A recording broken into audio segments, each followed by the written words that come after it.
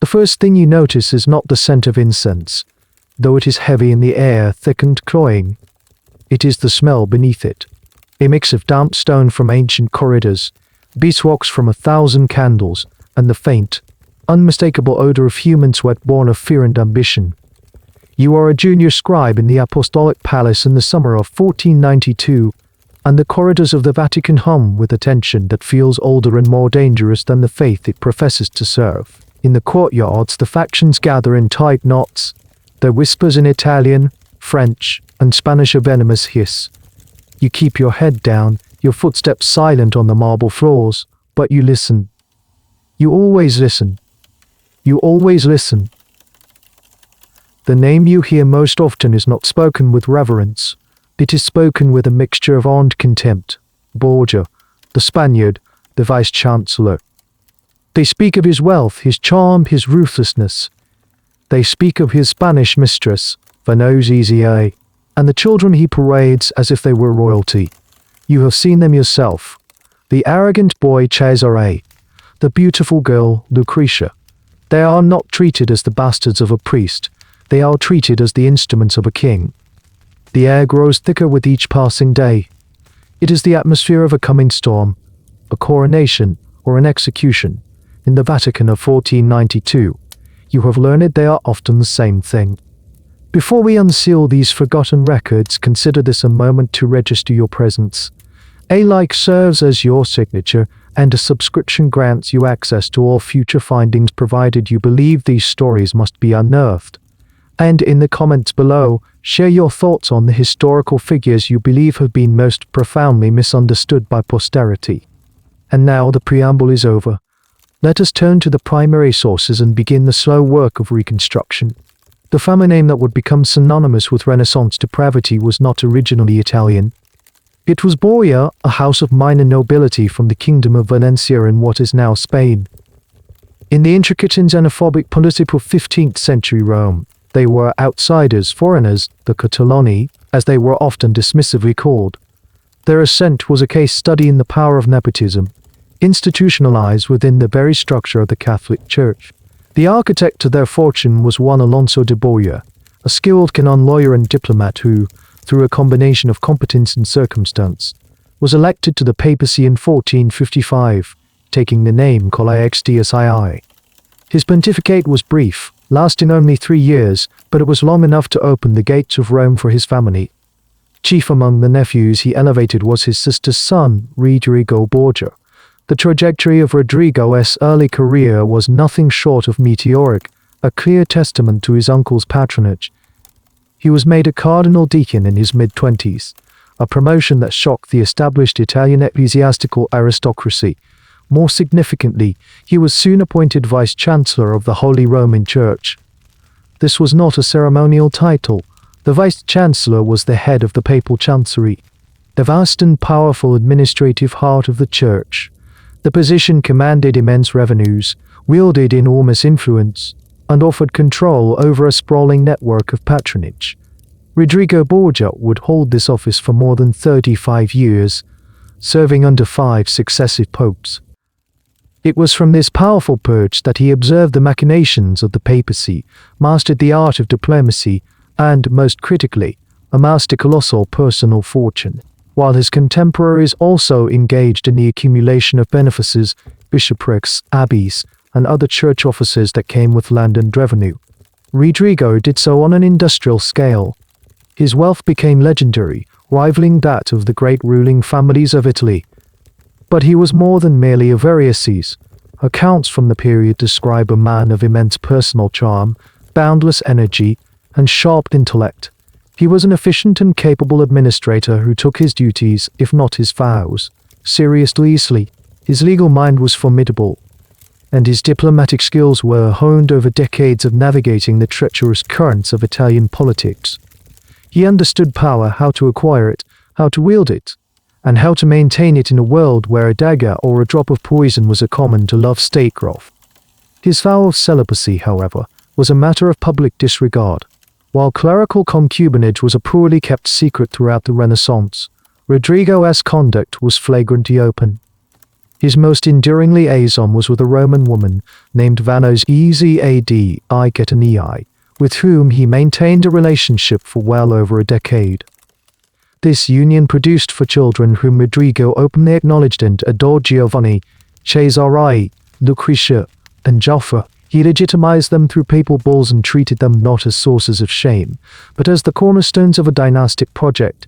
His ambition was not merely to be a powerful churchman. It was to establish the Borgia as a great ruling house, to carve out a permanent hereditary state for his progeny from the territories of the church itself. This singular, all-consuming ambition would dictate every major decision of his life and set the stage for the dark drama in which his children, particularly Lucrezia, would be the principal actors. As the summer of 1492 waned, and with it the life of Pope Innocent VII, Rodrigo Borgia, the seasoned vice-chancellor, stood ready.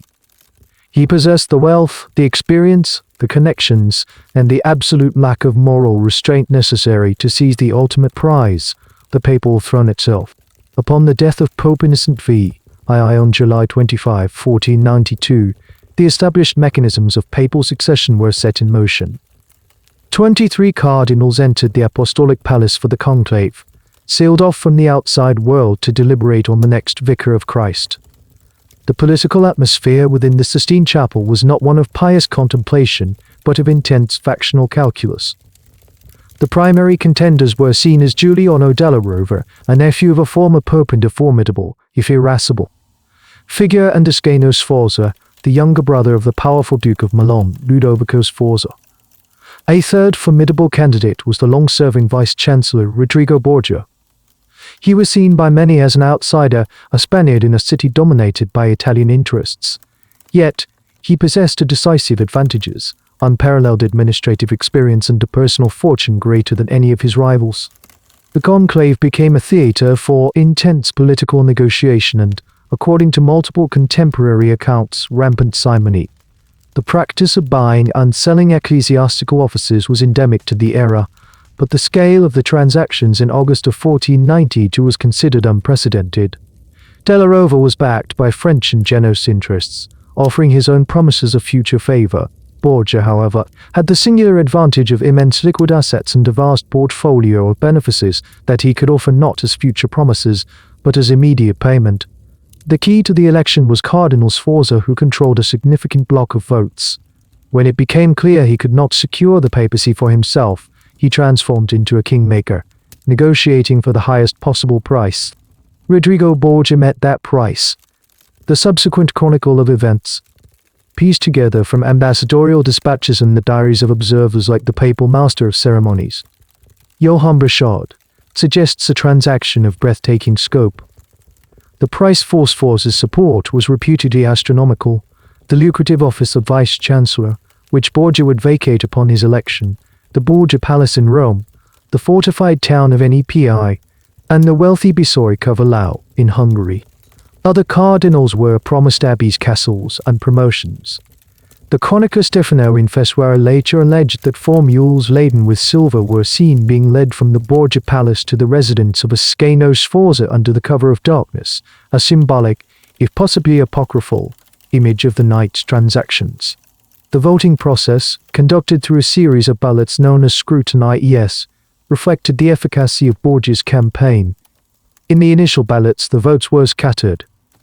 But as the days passed and the negotiations solidified, the clear momentum began to build. The final holdouts were systematically won over. Cardinal Orsini was promised land and a bishopric.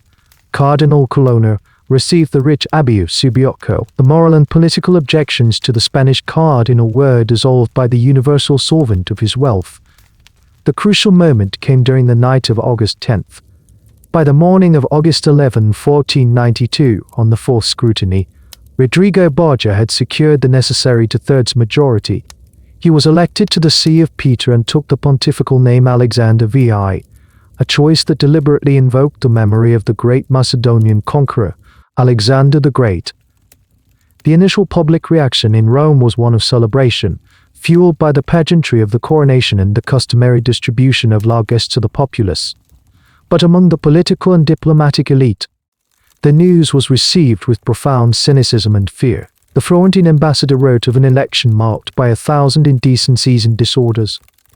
The future Pope Julius II, Giuliano della Rovere, fled Rome in fear for his life, immediately beginning to plot against the man who had outmaneuvered and outbid him. The sentiment was perhaps best captured by the monk Girolamo Savinala in Florence, who saw the election as a catastrophic omen for the church. It was a commercial transaction and investment. Unlike any investor, Pope Alexander VI now expected a return. With the chair of St. Peter secured not by piety, but by unnegotiated acquisition, Alexander VI could now begin the primary work for which he had sought it, the elevation and enrichment of his own children. With the papal throne secured, Alexander VI immediately began to deploy the vast resources of the church for his primary objective, the establishment of a Borgia dynasty. This strategy represented a significant departure from the more discreet nepotism of his predecessors. While previous popes had elevated nephews and other relatives to positions of power, Alexander bore them to the forefront of Roman society, treating them as royalty and openly using them as instruments of state policy. The mother of his most important children was Vanozziad Icatanii, a woman of Roman origins who, by the time of Alexander's election, had been a long-term and semi-official consort. Though their intimate relationship was largely over by 1492, his paternal devotion and dynastic ambition for their four children, Giovanni, Cesare, Lucrezia, and Joffer, remained absolute, calculated role within the Grand Borgia enterprise. The cornerstone of the secular plan was the eldest son, Juan, or Giovanni as he was known in Italy. He was his father's favorite, and upon him were in the hopes of establishing the Borgian name among the high nobility of Europe. Alexander, ever mindful of his own Spanish origins, purchased the Duchy of Gandia in Spain for Giovanni from King Ferdinand of Aragon. This was not merely a title, it was a substantial territory with lands and revenues, a foothold back in the family's homeland. Giovanni was destined for a life as a great hereditary lord. His future was to be secured through a strategic marriage into the Spanish royal house, and he was showered with titles and papal offices, most notably Captain General of the Church, placing him in command of the papal armies. He was groomed to be the family's secular sword and shield, the noble duke who would lend legitimacy and military might to the Borgia name. If Giovanni was the secular heir, the second son, Cesare, was designated for the ecclesiastical sphere. Following the classic aristocratic model of providing for a second son, Cesare was thrust into a church career from an impossibly young age. His father had procured for him the archbishopric of Valencia when Cesare was just 16. Following his own election, Alexander elevated the now heir to the rank of cardinal. Cesare was to be the Borgia presence within the College of Cardinals, the guardian of the family's interests at the very heart of the church's power structure. He would control votes, influence policy, and ensure that the papacy, even after Alexander's death, remained a tool for Borgia advancement. However, contemporary accounts describe Cesare as possessing a temperament ill suited to clerical life. He was fiercely intelligent, ambitious, and reputedly possessed a cold, calculating ruthlessness that seemed more appropriate for a soldier than a prelate.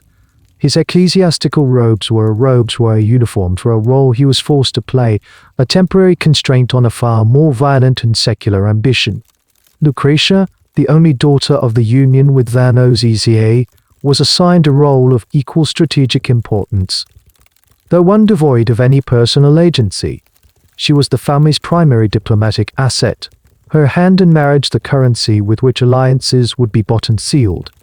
In the complex chessboard of Italian politics, a strategic marriage could secure a border, neutralize an enemy, or gain a powerful ally without a single soldier being deployed. Lucrezia was understood to be a political tool. Her value was directly proportional to the power of the man her family could secure as her husband. Consequently, every aspect of her upbringing was designed to increase this value. She was not merely a pawn, she was a pawn being meticulously polished for the most important squares on the board. The youngest son Joffer was a lesser, but still useful piece in the family's strategy. He too was destined for a political marriage, one designed to secure Borgia interests in the south of Italy. He was betrothed to Sancha of Aragon, the illegitimate daughter of the King of Naples. This union brought with it the title of Prince of Squillace and cemented a crucial, if temporary, alliance with the Neapolitan kingdom. Thus, by the early years of his pontificate, Alexander had his pieces in place: a duke in Spain, a cardinal in Rome, a dynastic bride for the highest bidder, and a prince in Naples. The family's operations were now fully integrated with the functions of the papacy, their personal ambitions indistinguishable from the foreign policy of the Holy See. The children of the Pope were no longer private individuals, they were instruments of a burgeoning, unvoraciously ambitious state. To function as a high-value diplomatic asset, Lucrezia Borgia required a preparation far exceeding that of a typical aristocratic daughter of the 15th century. While most young noble women were tutored in the vernacular, music, dance, and the management of a large household, the education orchestrated by Rodrigo Borgia for his daughter was of a different order entirely. It was a comprehensive humanist curriculum designed to forge a woman who could not only grace a ducal court, but also comprehend and navigate its intricate political currents. This investment in her intellectual development was not an act of paternal indulgence. It was the sharpening of a strategic instrument. The goal was to produce a duchess who could be an effective representative of Borgia interests, a cultured and intelligent partner for a powerful prince, and, if necessary, a capable administrator in her own right. Lucrezia's early years were spent in the household of her mother, Vanozzia di Catania. But her formal education took place under the strict supervision of Adriana di Mila, a trusted cousin of her father. This arrangement kept her within the tight Borgia sphere of influence, ensuring her ideological and political development was closely monitored. The curriculum was formidable. Lucrezia became fluent in Italian, Spanish, and Catalan, and developed a strong proficiency in Latin, the international language of diplomacy, law, and scholarship. Her command of Latin would have enabled her to converse directly with foreign emissaries and comprehend official documents without reliance on a translator. She was also tutored in Greek, the other pillar of a classical humanist education. Her studies encompassed classical literature, rhetoric, and she demonstrated a notable aptitude for music and dance, skills considered essential for the performative aspects of court life. The environment of her upbringing was as instructive as her formal tutoring. She was not cloistered in a convent, as was common for many girls of her station. Instead, she was raised in opulent Roman palaces at the very center of the political world her father commanded. It was in this environment that she was exposed to another crucial, if unorthodox, element of her education, the presence of Julia Fancy. Known as Julia la Bella, the famously beautiful Fancy was Pope Alexander's new mistress and, by a strange and calculated arrangement, was housed with Lucrezia under the chaperon age of Adriana di Mila. Lucrezia thus grew up observing firsthand a masterclass in the use of beauty, charm, and intelligence as tools for influence and survival in a male-dominated court. She witnessed how Julia's relationship with the Pope was leveraged to secure a cardinal's hat for her brother, Alessandro Fancy, the future Pope Paul II. Daily lesson in the transcational nature of power and relationships, a lesson no formal tutor could provide. This combination of classical learning and practical observation yielded a young woman of remarkable poise and intelligence. Contemporary accounts, even those from observers hostile to the Borgia family, consistently comment on her grace, her lively intellect, and her conversational skills. She was being molded into the perfect Renaissance princess, capable of discussing Virgil with a scholar, debating policy with a courtier, and charming a visiting dignitary with a song. Her father took a direct and proud interest in her progress, occasionally having her draft letters or even attend minor administrative meetings, exposing her to the mechanics of governance. In 1491, before his elevation to the papacy, Rodrigo had already begun to deploy his asset. He betrothed the 11-year-old Lucrezia first to one Spanish nobleman, then broke the contract in favor of another, more powerful one. These were the opening moves, the preliminary tests of her market value. In essence, a prolonged and meticulous appraisal, a process of adding polish and provenance to an object intended for a high-stakes sale. She was learning everything a future ruler's wife needed to know, all in service of a family that saw her future not as her own, but as a territory to be bartered in exchange for their own advancement. The practical application of Lucrezia's meticulous education was not long in coming. Even before her father ascended to the papal throne, when he was still the influential Cardinal Borgia, her future was being actively negotiated. The initial marital strategies for Lucrezia were focused on their Spanish homeland, reflecting a desire to solidify the family's standing among the Valencian aristocracy. The first formal arrangement was a betrothal to a Spanish nobleman, Don Cherubino I de Centelles, Lord of Valdeorra. The marriage contract was signed by proxy on February 26, 1491. Lucrezia was 11 years old. The agreement was a standard aristocratic transaction, complete with stipulations for significant dowry from the Borgia coffers. For a cardinal's daughter, this was a respectable, if not spectacular, match. It was a union designed to reinforce the family's Spanish roots and secure their holdings in their ancestral lands. However, the political landscape of both Spain and Italy was in constant flux, and Rodrigo Borgia's ambitions were expanding far beyond Valencia. Within months of the proxy marriage to de Centelles, a new, more advantageous match appeared on the horizon.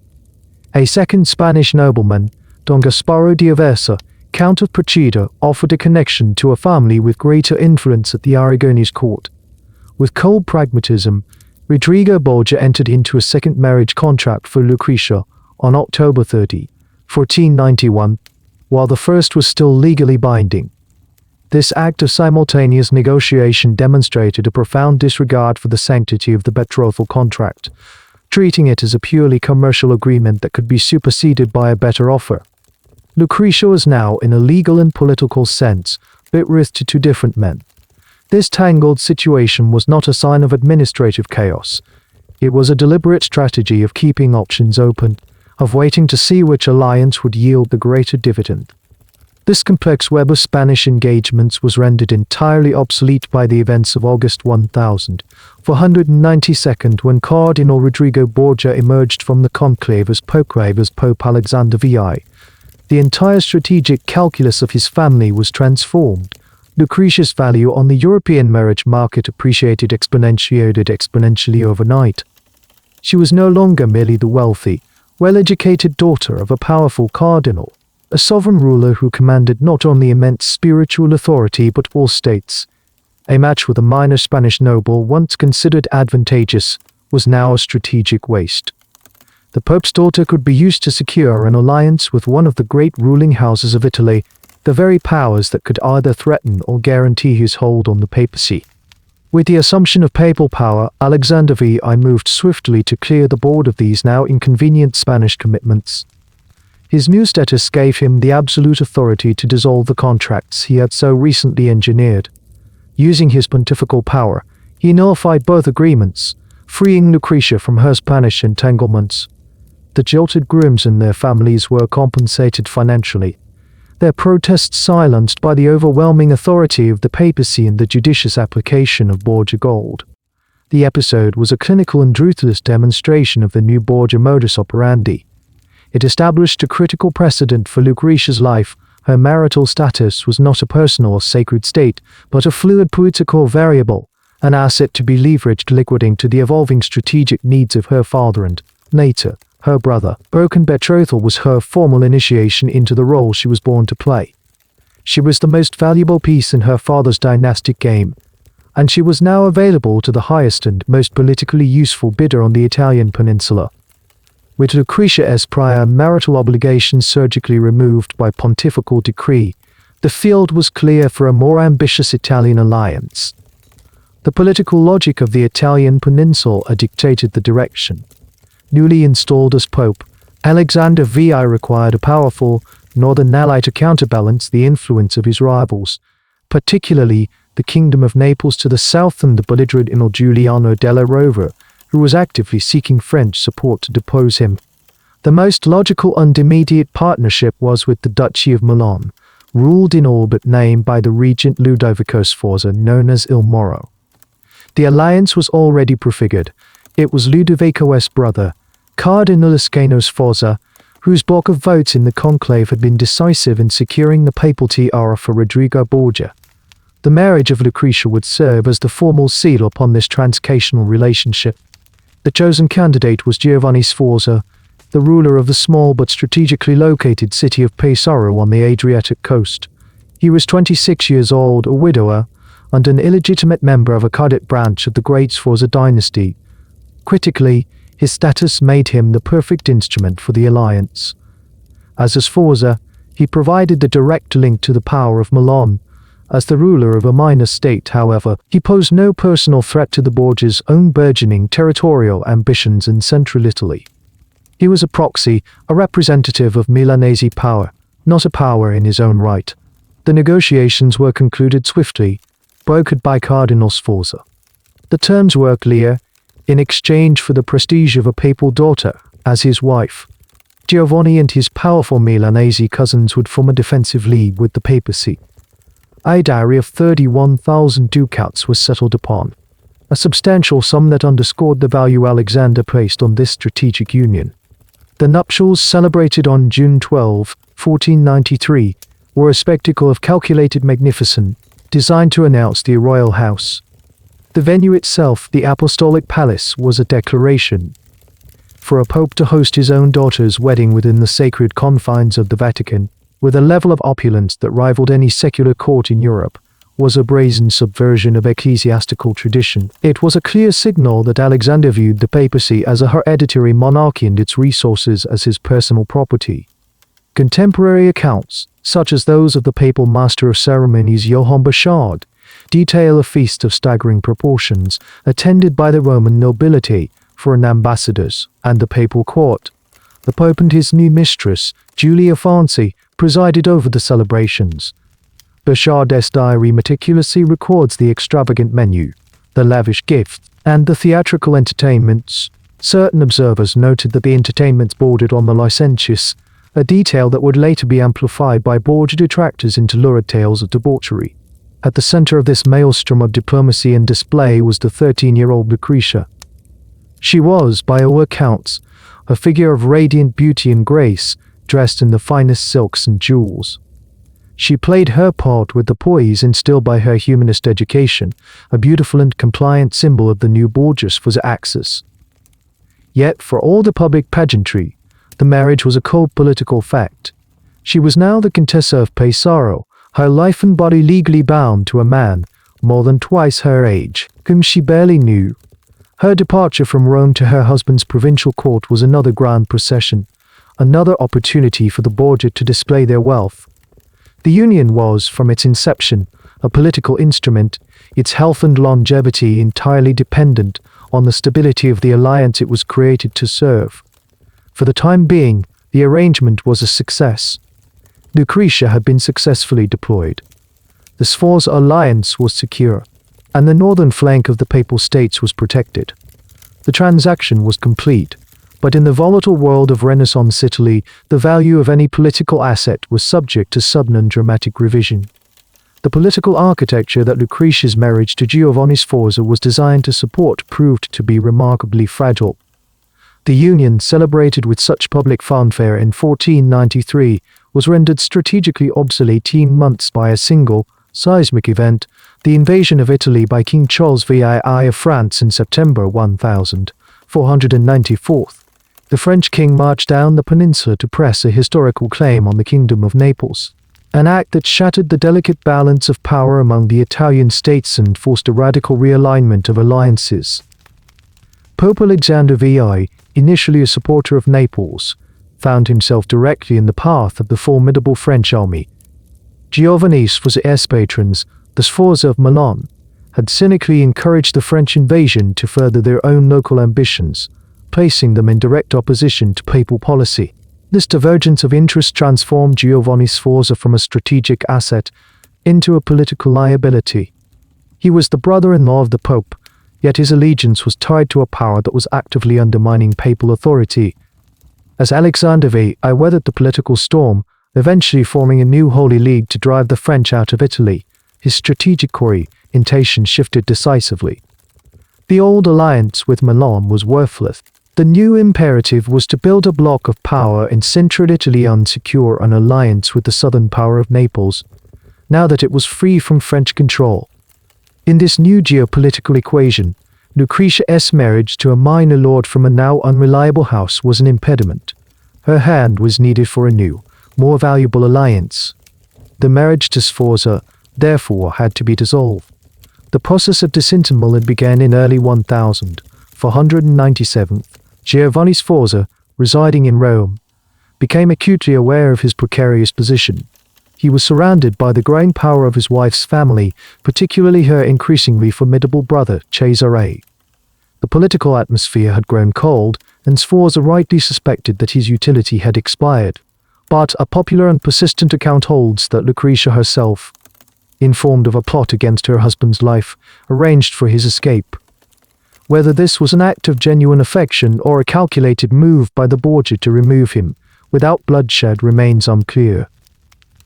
What is certain is that on the pretext of his mother's illness, Giovanni fled Rome in haste, riding for days until he reached the safety of his own territories in Pesaro. This flight was the de facto end of the marriage.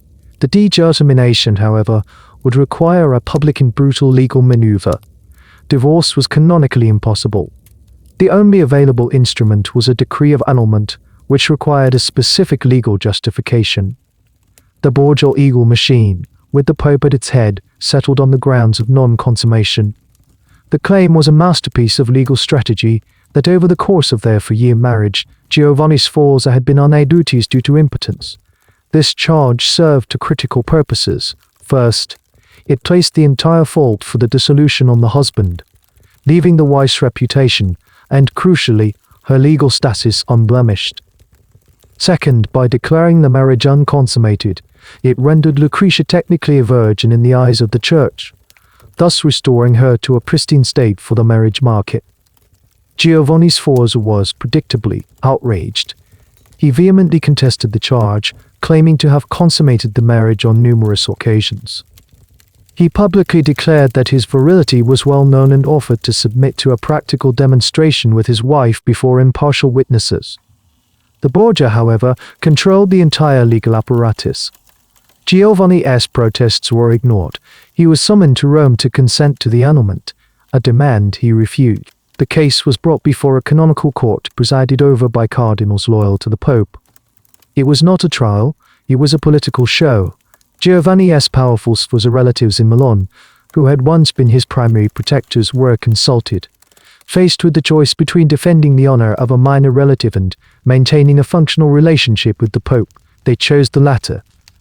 They advised Giovanni to accept the inevitable. Isolated, threatened by the growing power of Cesare Borgia, and abandoned by his own family, Giovanni Sforza had no alternative but to submit. He was forced to sign a confession, a document formally attesting to his own permanent impotence and the non-consummation of his marriage to Lucrezia. On December 20, 1497, the marriage was officially annulled. The transaction was complete. Lucrezia was freed from her bond.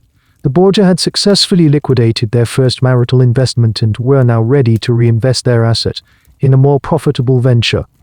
Giovanni Sforza was left financially compensated but publicly emasculated, a laughingstock in the courts of Italy. His humiliation was total, but his desire for revenge was profound. Stripped of his honor, he would retaliate with the only weapon he had left, a slanderous accusation aimed at the very heart of the Borgia family. In the political theater of Renaissance Italy, where honor was a quantifiable asset and public reputation a cornerstone of power, the humiliation inflicted upon Giovanni Sforza was absolute. The papal decree of annulment did more than dissolve a marriage, it publicly unlegally declared him unmanned.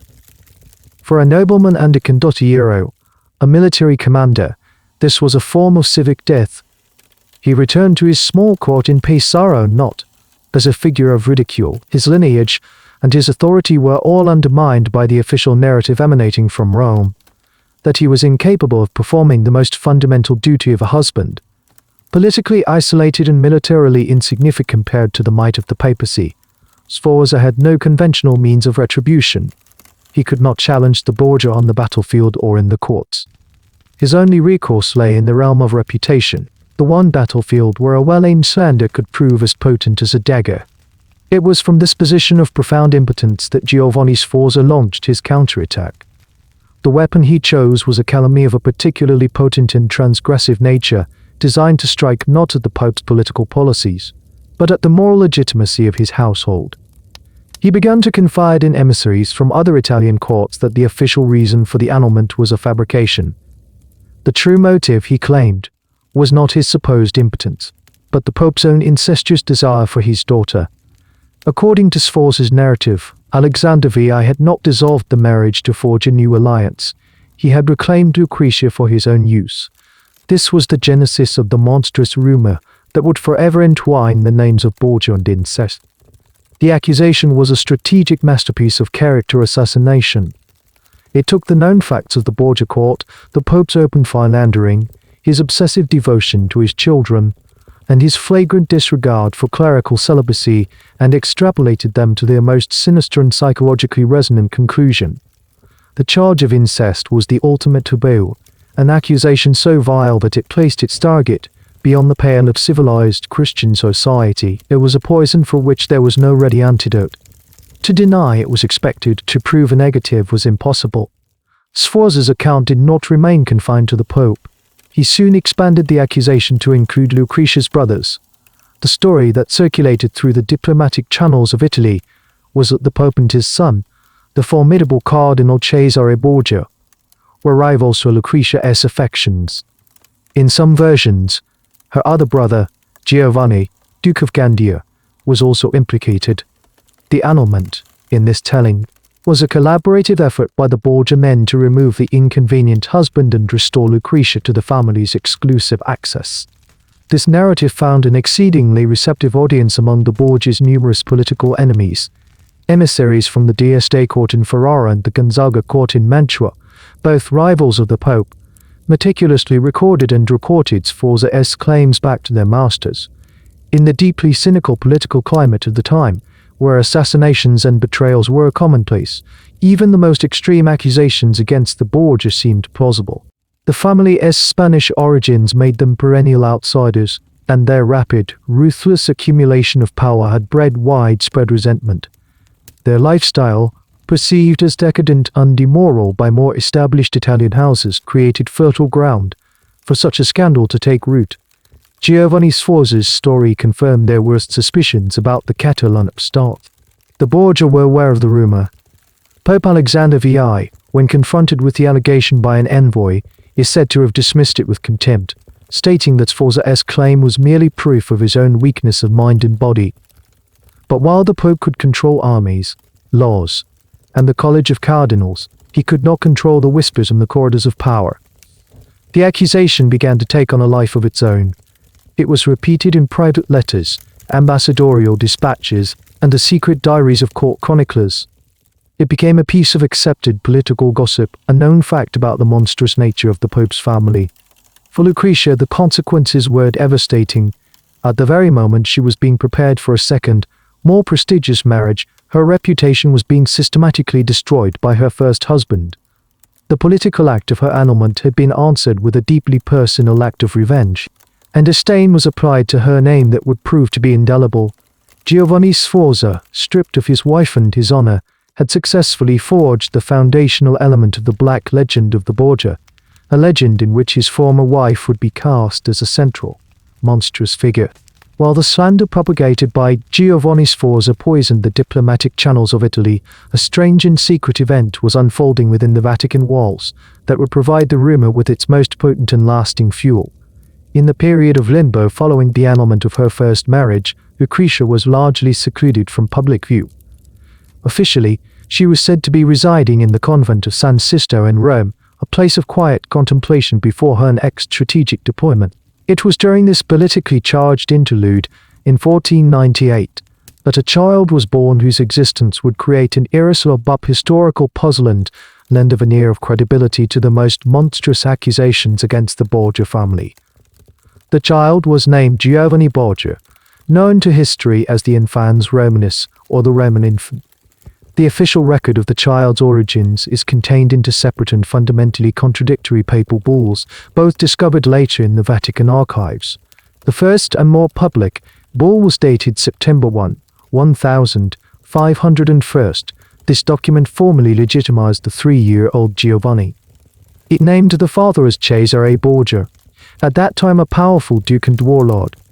The mother was described simply as Amelia Solite, an unmarried woman. On the surface, this was a relatively standard, if discreet, procedure for the era. A powerful churchman or nobleman acknowledging an illegitimate child and securing his legal rights and inheritance was not an uncommon practice. This bull was intended to provide a clean and plausible, if vague, lineage for the boy. It placed his parentage squarely with Cesare, a man already known for his secular lifestyle, and an anonymous woman, thus closing the matter from a legal perspective. However, a second, far more secret papal bull was issued on the very same day. This document was not intended for public consumption and its contents were explosive. In this second bull, Pope Alexander I himself claimed paternity of the child.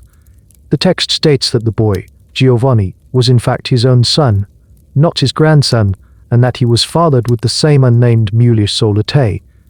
The Pope offered a convoluted justification for the first, deceptive bull, claiming it was issued to prevent scandal and protect the child's standing. But the existence of two contradictory legal documents, issued simultaneously, one naming the son as the father and the other naming the father as the father, created a juridical and historical paradox. What was the purpose of this elaborate deception? Why would a pope who had already acknowledged for children born before his pontificate take the far more scandalous step of secretly acknowledging a child born while he was the reigning vicar of Christ? The timing of the child's birth in 1498 is the critical factor that connects this mystery directly to Lucrezia. At that time, she was the most prominent unmarried woman in the Borgia household. Her marriage to Sforza was Aragon had not yet occurred. She was living under her father's roof. For the enemies of the Borgia, the conclusion was immediate and obvious. The unnamed Amelia Solite in the bulls was Lucrezia. The infans Romanus was the physical product of the incestuous union alleged by Giovanni Sforza. The two contradictory bulls were seen as a frantic and clumsy attempt to manage an unmanageable scandal. The first bull, naming Cesare, was the public story, an attempt to deflect the sin onto the next generation. The second, naming the Pope, was perhaps a necessary legal document to ensure the child, as a direct son of the Pope, would have rights to certain properties or titles that a grandson would not. This interpretation, whether true or not, became the accepted narrative in the hostile courts of Italy. It transformed the abstract accusation of incest into a tangible reality. The child was living proof. His presence in the Vatican, and later his attachment to Lucrezia's own household, was a constant, visible reminder of the Borgia's alleged depravity. The infans Romanus was raised with the other Borgia children, his ambiguous status a source of constant speculation. Alexander VI treated the boy with notable affection, and later, after the Borgia's fall, Lucrezia would take him into her court at Ferrara, referring to him as her half-brother, in line with the second's secret bull. This public act of acceptance only served to deepen the suspicion in the eyes of many. The mystery of the Roman infant was never definitively solved, but its effect was profound. It provided the most damning piece of circumstantial evidence for the Black Legend, cementing the image of a family so corrupt that it broke the most sacred of natural and divine laws, with Lucrezia at the dark heart of the transgression. The year 1497 was a period of profound transition and internal tension for the Borgia family. Even as the legal machinery was grinding towards the final annulment of Lucrezia's first marriage, an event occurred that would irrevocably alter the family's internal dynamics and cast a far darker shadow than any political rumor. This was the assassination of the Pope's favored son, Giovanni Borgia, the Duke of Gandia. Giovanni represented the secular future of the Borgia dynasty. He was the captain general of the papal armies, the great noble who was meant to establish the family's name among the hereditary aristocracy of Europe. His father, Pope Alexander VI, doted on him, showering him with titles, wealth, and responsibilities despite Giovanni's reportedly mediocre military and administrative talents.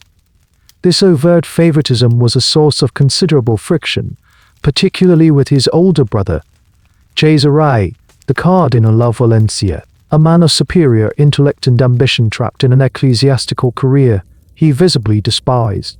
On the night of June 14, 1497, The family matriarch, Vanos Easy Ai Cataniai, hosted a dinner at her vineyard near the church of San Pietro in Vincoli. In attendance were several of her children, including Cesare and Giovanni. According to the detailed account left by the papal master of ceremonies, Johann Bouchard, the brothers left the dinner together late in the evening, riding back towards the Vatican. At some point during the journey, near the district that is now the Piazza Giudei, Giovanni informed Cesare that he was going to pursue a private amusement and departed, accompanied only by a single footman and a mysterious masked man who had been visiting him for some weeks. This was the last time Giovanni Borgia was seen alive. When the Duke failed to return to the Apostolic Palace the next morning, there was initially little alarm. His amorous adventures were well known, and it was assumed he was merely extending a dalliance. However, when he still had not appeared by the evening, the Pope became frantic with worry. A city-wide search was launched. The Duke's distraught footman was found mortally wounded, unable to provide any coherent information before he died. The investigation led to a timber merchant on the banks of the Tiber, a man named Giorgio Schiavi. When questioned, he provided a chillingly dispassionate testimony. He stated that on the night of the murder, while guarding his woodpile, he had seen two men emerge from a narrow street. They surveyed the area before returning, after which two more men appeared, leading a horse upon which a body was slung, its head and arms hanging down one side, its legs the other. The men carried the corpse to a spot where sewage was commonly dumped into the river. With a powerful swing, they hurled the body into the water. The man on the horse asked if it had sunk, and when his companions said they saw the victim's cloak floating, they threw stones at it until it disappeared. When asked why, he had not replied with the grim pragmatism of a 15th-century Roman commoner. In his time, he had seen 100 bodies thrown into the river at that spot, and no one had ever made any inquiry about them. Spurred by this testimony, the Pope ordered the Tiber to be dredged. On the afternoon of June 16, the body of his son was recovered from the riverbed. Giovanni was still fully dressed in his expensive velvet attire. His purse, containing 30 gold ducats, wasn't touched, immediately ruling out robbery as a motive.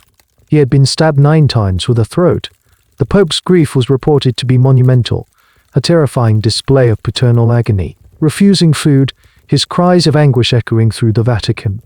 He publicly vowed to find the killer, no matter how high their station, and initiated a sweeping investigation. Initial suspicion fell upon the great Roman baronial families who were rivals of the Borgia, particularly the Orsini. But just as the inquiry began to gain momentum, it was abruptly and inexplicably called off. No one was ever charged with the crime.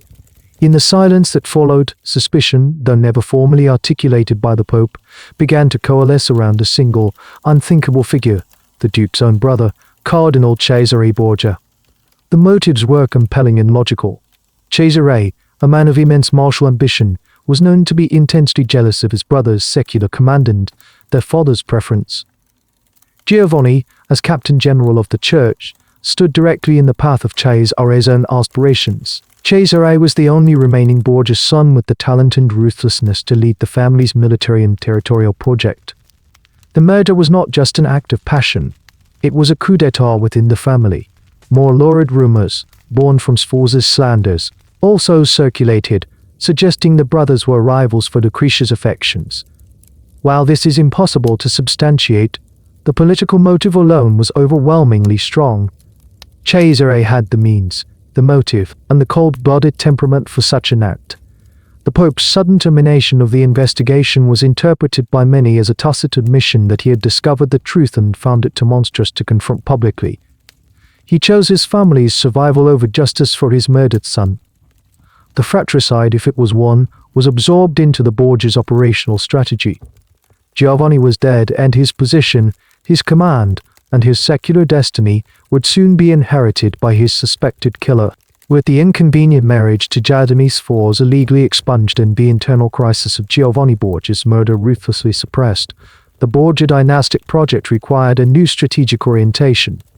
The political utility of the Sforza connection, rooted in the politics of northern Italy, had been exhausted. The new imperative was to consolidate power in central Italy and forge a durable alliance with the Kingdom of Naples to the south. This strategic pivot was driven by a clear geopolitical calculus. An alliance with Naples, ruled by the Aragonese House of Trastamara, would create a formidable Rome-Naples axis, effectively dominating the southern half of the Italian peninsula. It would provide the Pope with a powerful military ally, secure the southern border of the Papal States, and serve as a bulwark against the persistent threat of another French invasion. For this purpose, Lucrezia Borgia, now 18 years old and legally declared a virgin, was once again the family's most valuable diplomatic instrument. The chosen groom was Alfonso of Aragon, the Duke of Bisceglie. He was the 17-year-old illegitimate son of the late King Alfonso I of Naples and the brother of Sancho of Aragon, who was already married to Lucrezia's younger brother Joff. This existing, if often fraught, family connection through Joffa's marriage provided a natural starting point for negotiations. Alfonso was, by all contemporary accounts, an exceptionally handsome and charming young man, cultured and of a gentle disposition. He was a prince of the ruling house of a major European kingdom, making him a far more significant match than the provincial lord of Pesaro. For Lucrezia, this union represented a substantial elevation in status. For the Borgia, it was a crucial step towards achieving the dynastic legitimacy they craved.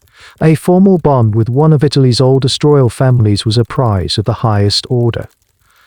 The negotiations were concluded, and the marriage took place in the Vatican in July 1000. 498, the wedding was a grand affair, though perhaps conducted with more solemnity than the near-scandalous festivities of her first marriage. It was a clear demonstration of Borgia power, a signal to the other Italian states that the Pope's family was now operating on an equal footing with established royalty. Alfonso of Aragon was invested as Duke of Bisceglie and Prince of Salerno, bringing with him significant titles and the full backing of the Neapolitan crown. Lucrezia, now the Duchess of Bisceglie, took up residence with her new husband in a palace in Vatican City, living at the very heart of papal power. What distinguished this marriage from the first was a factor entirely absent from the political calculations: the apparent development of genuine mutual affection between the young couple.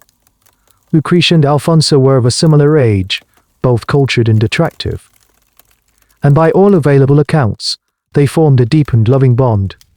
Observers noted the couple's obvious devotion to one another. For the first time, Lucrezia's life seemed to hold the promise of personal happiness, a stark contrast to her previous role as a child bride in a purely transactional union. She was an active and engaged partner to her husband, and their court became a center of social life in Rome. In August of 1499, this personal happiness was crowned with the birth of a son, who was named Rodrigo after his powerful grandfather. The birth of a male heir seemed to cement the union, securing the future of the alliance and providing the Pope with another beloved grandchild. On the surface, the Neapolitan alliance was a resounding success. Lucrezia was happily married and had produced an heir. The Pope had his crucial southern ally. But beneath this veneer of stability, the tectonic plates of Italian politics were shifting once again, this time driven by the boundless ambition of Cesare Borgia.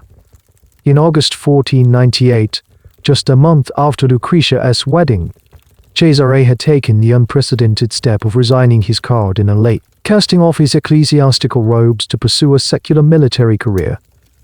His objective was to carve out a hereditary duchy for himself in the Romagnan region of Central Literary Sponsa, and he found one in the new King of France, Louis XVI. Cesare's ambitions were now inextricably linked to French foreign policy, which included a renewed claim on the Kingdom of Naples, the very kingdom Lucrezia's marriage was designed to protect. So carefully constructed, was now in direct conflict with the new Paris-Rome axis being forged by Cesare. Alfonso of Aragon, the beloved husband and symbol of the Neapolitan alliance, was rapidly becoming an obstacle to his brother-in-law's grand design. The personal happiness Lucrezia had found was built on a political foundation that was already beginning to crumble. The personal contentment Lucrezia found in her marriage to Alfonso of Aragon existed on a precarious island, surrounded by the rising tide of her brother's ambition. On August 17, 1498, Cesare Borgia, in a formal consistory of cardinals, committed an act without precedent in the history of the Church. He publicly divested himself of his cardinalate. He surrendered his hat, He surrendered his hat, his titles, and his ecclesiastical responsibilities, arguing that he had been forced into the clerical state against his will and that his true calling was secular. Pope Alexander VI, in a pre-orchestrated display, tearfully accepted his son's resignation. This was no mere career change, it was a public declaration of a new phase in the Borgia enterprise. The family's ecclesiastical arm was being amputated to give full strength to its military one. Cesare, freed from the constraints of the cloth, was now poised to become the warlord his temperament had always suggested he was. His transformation was underwritten by a new powerful alliance. King Louis XII of France required a papal annulment of his marriage to Jean of Valois so that he could marry Anne of Brittany, a union essential for the unification of France. Cesare Borgia was the broker for this pontifical sanction. He travelled to France in late 1498, not as a cardinal, but as a secular prince, bearing the papal decree. His price for this service was immense and meticulously negotiated. Louis XVI invested Cesare with the French Duchy of Valentinois, from which Cesare derived his famous nickname, Il Valentino, and a colossal annual income. More importantly, he arranged for Cesare's marriage to a noble Frenchwoman, Charlotte d'Albret, the sister of the King of Navarre, thus giving the former cardinal a legitimate aristocratic lineage. The most critical component of the deal, however, was military. Louis XVI pledged the support of French lancers for Cesare's personal project of conquering and unifying the petty lordships of the Romagnan, a chaotic region nominally under papal rule but in reality controlled by a patchwork of independent tyrants. With French troops and papal funds, Cesare Borgia descended into Italy in late 1499 as a general. The ensuing campaigns were a model of Renaissance military efficiency and calculated brutality. He moved with a speed and decisiveness that stunned his opponents. He systematically targeted the rulers of the Romagnan, one by one. The city of Imola fell, followed by the heavily fortified city of Forlì, which was defended by the formidable Caterina Sforza, the mother of Lucrezia's first husband. Cesare's methods were a combination of overwhelming force, modern siege tactics, and profound political treachery. He employed the most skilled condottieri, or mercenary captains of the day, but he trusted none of them. He used diplomacy to isolate his targets before his armies even arrived. His reputation for ruthlessness grew with each victory. Prisoners of war were often executed, and political rivals were eliminated without hesitation, funded by the treasury of the church and legitimized by the authority of his father, the Pope. The papacy itself was transformed into the financial engine for Cesare's wars. The sale of cardinalates, a practice that had helped secure Alexander VI's election, was now systemated. New church offices were created for the sole purpose of being sold to the highest bidder.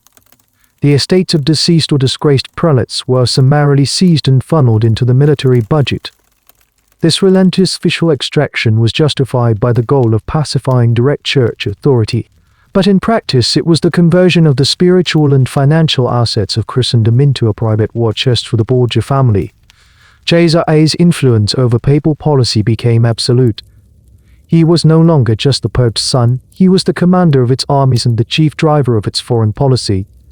The Vatican was effectively the headquarters for his military campaign. This consolidation of power in Cesare's hands had a direct and chilling effect on the atmosphere within the Apostolic Palace.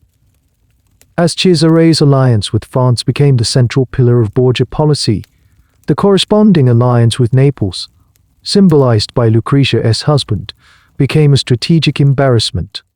Alfonso of Aragon, once a celebrated link to a royal house, was now the living representative of a kingdom that France, Cesare's sponsor, openly intended to conquer.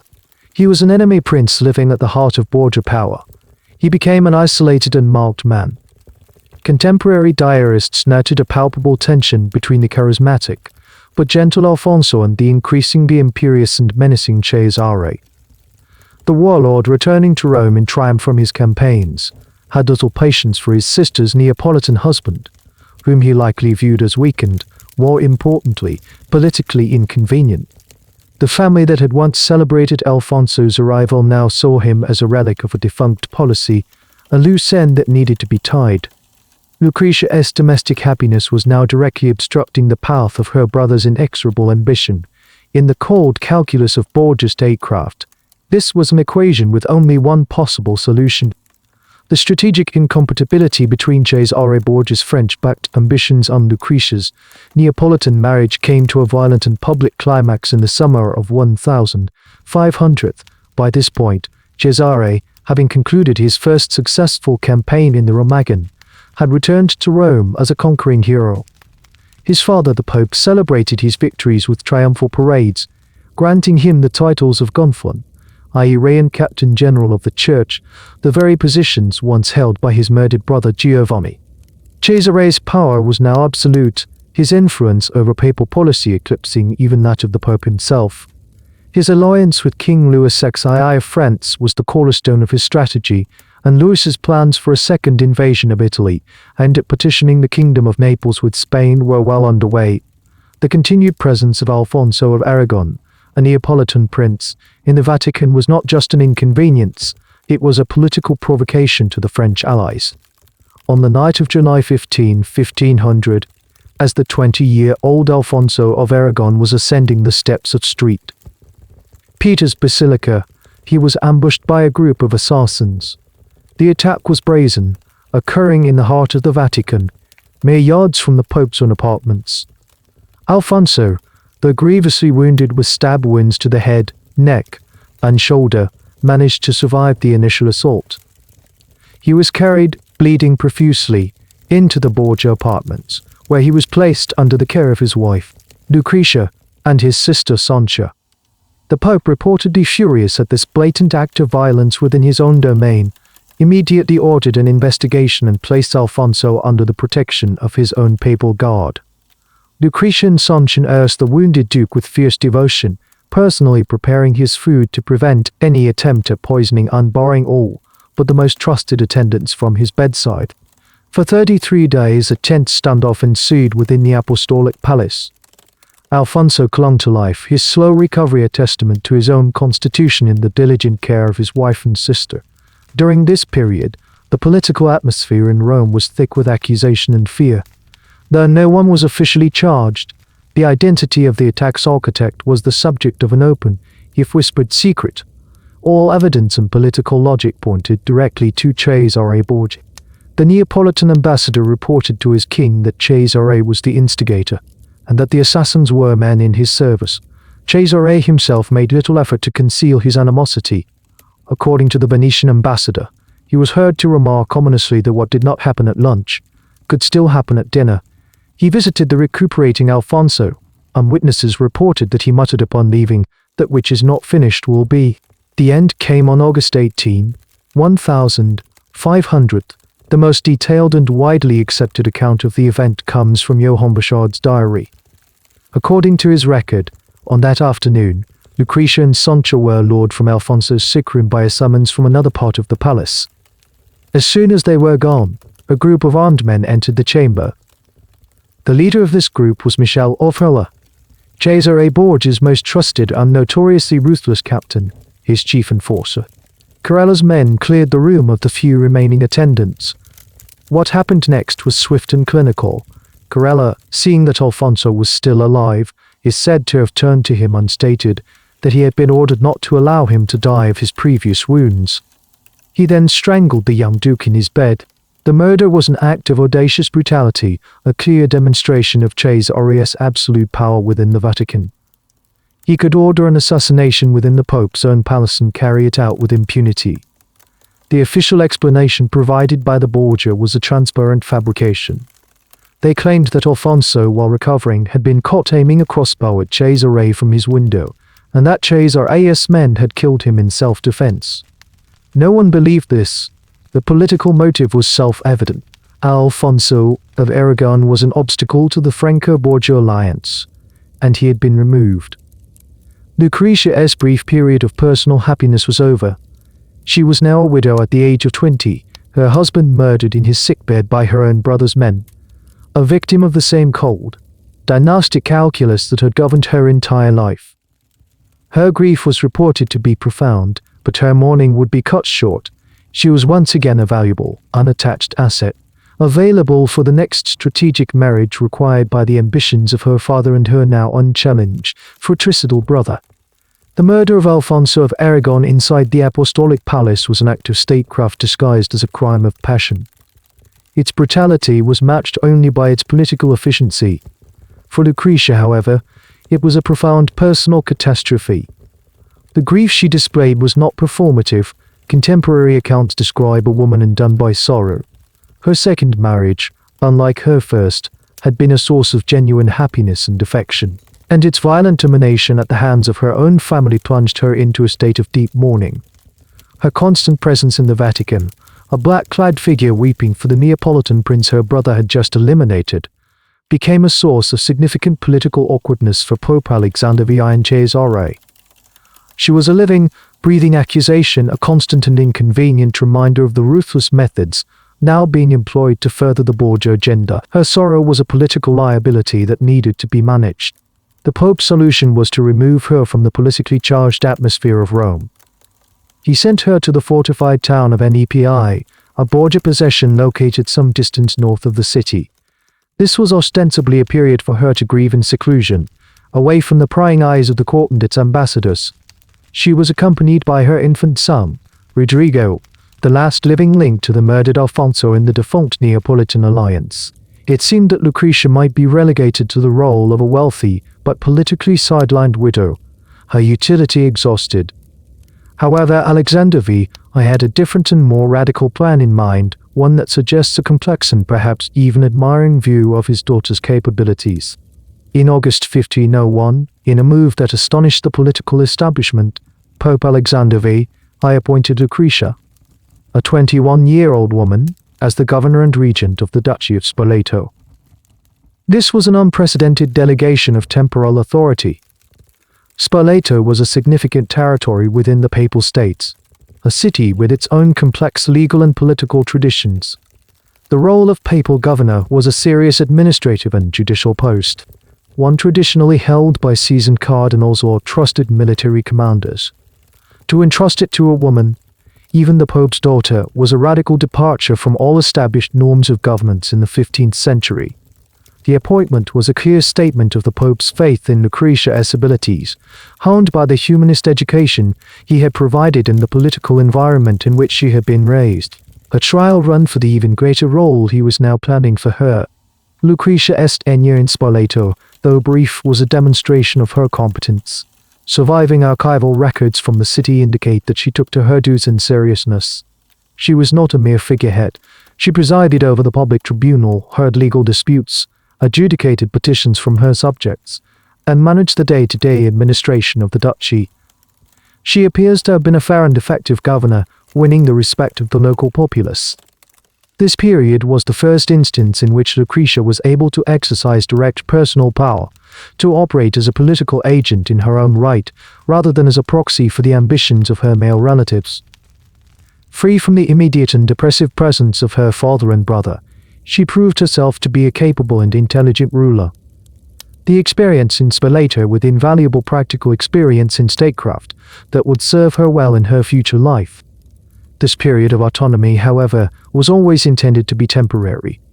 While Lucrezia was proving her capabilities as a governor in Spoleto, her father and brother were already deep in negotiations for her third and most ambitious marriage yet. The goal was to secure an alliance with the Este family of Ferrara, one of the oldest and most respected noble houses in Italy. A union with the heir to the Duchy of Ferrara would grant the Borgia the ultimate prize, the legitimacy and acceptance they had always craved. To secure this match, Lucrezia needed to be presented not just as the Pope's daughter, but as a woman of demonstrable worth and capability. Her successful regency in Spoleto was a crucial part of her new resume. It was a piece of political theatre designed to showcase her value to her prospective new family. Having demonstrated her ability to rule, she was recalled to Rome, and her brief taste of independence was at an end. She was once again an asset on the marriage market, her value enhanced by her recent, successful foray into the world of governance.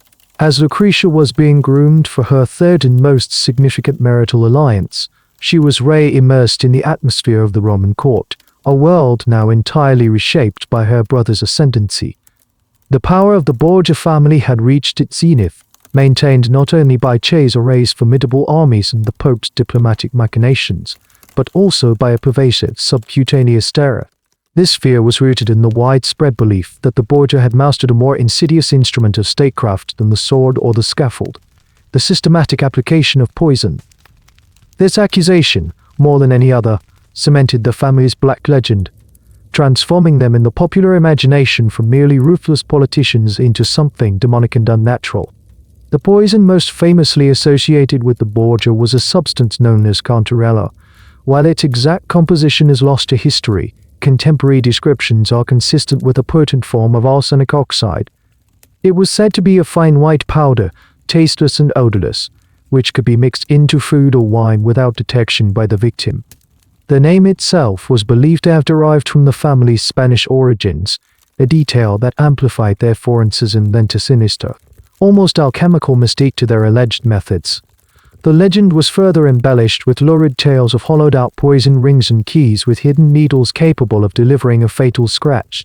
Though these are likely the dramatic inventions of later centuries, the core of the rumor, however, was focused on the simple, efficient administration of a lethal substance at the dinner table.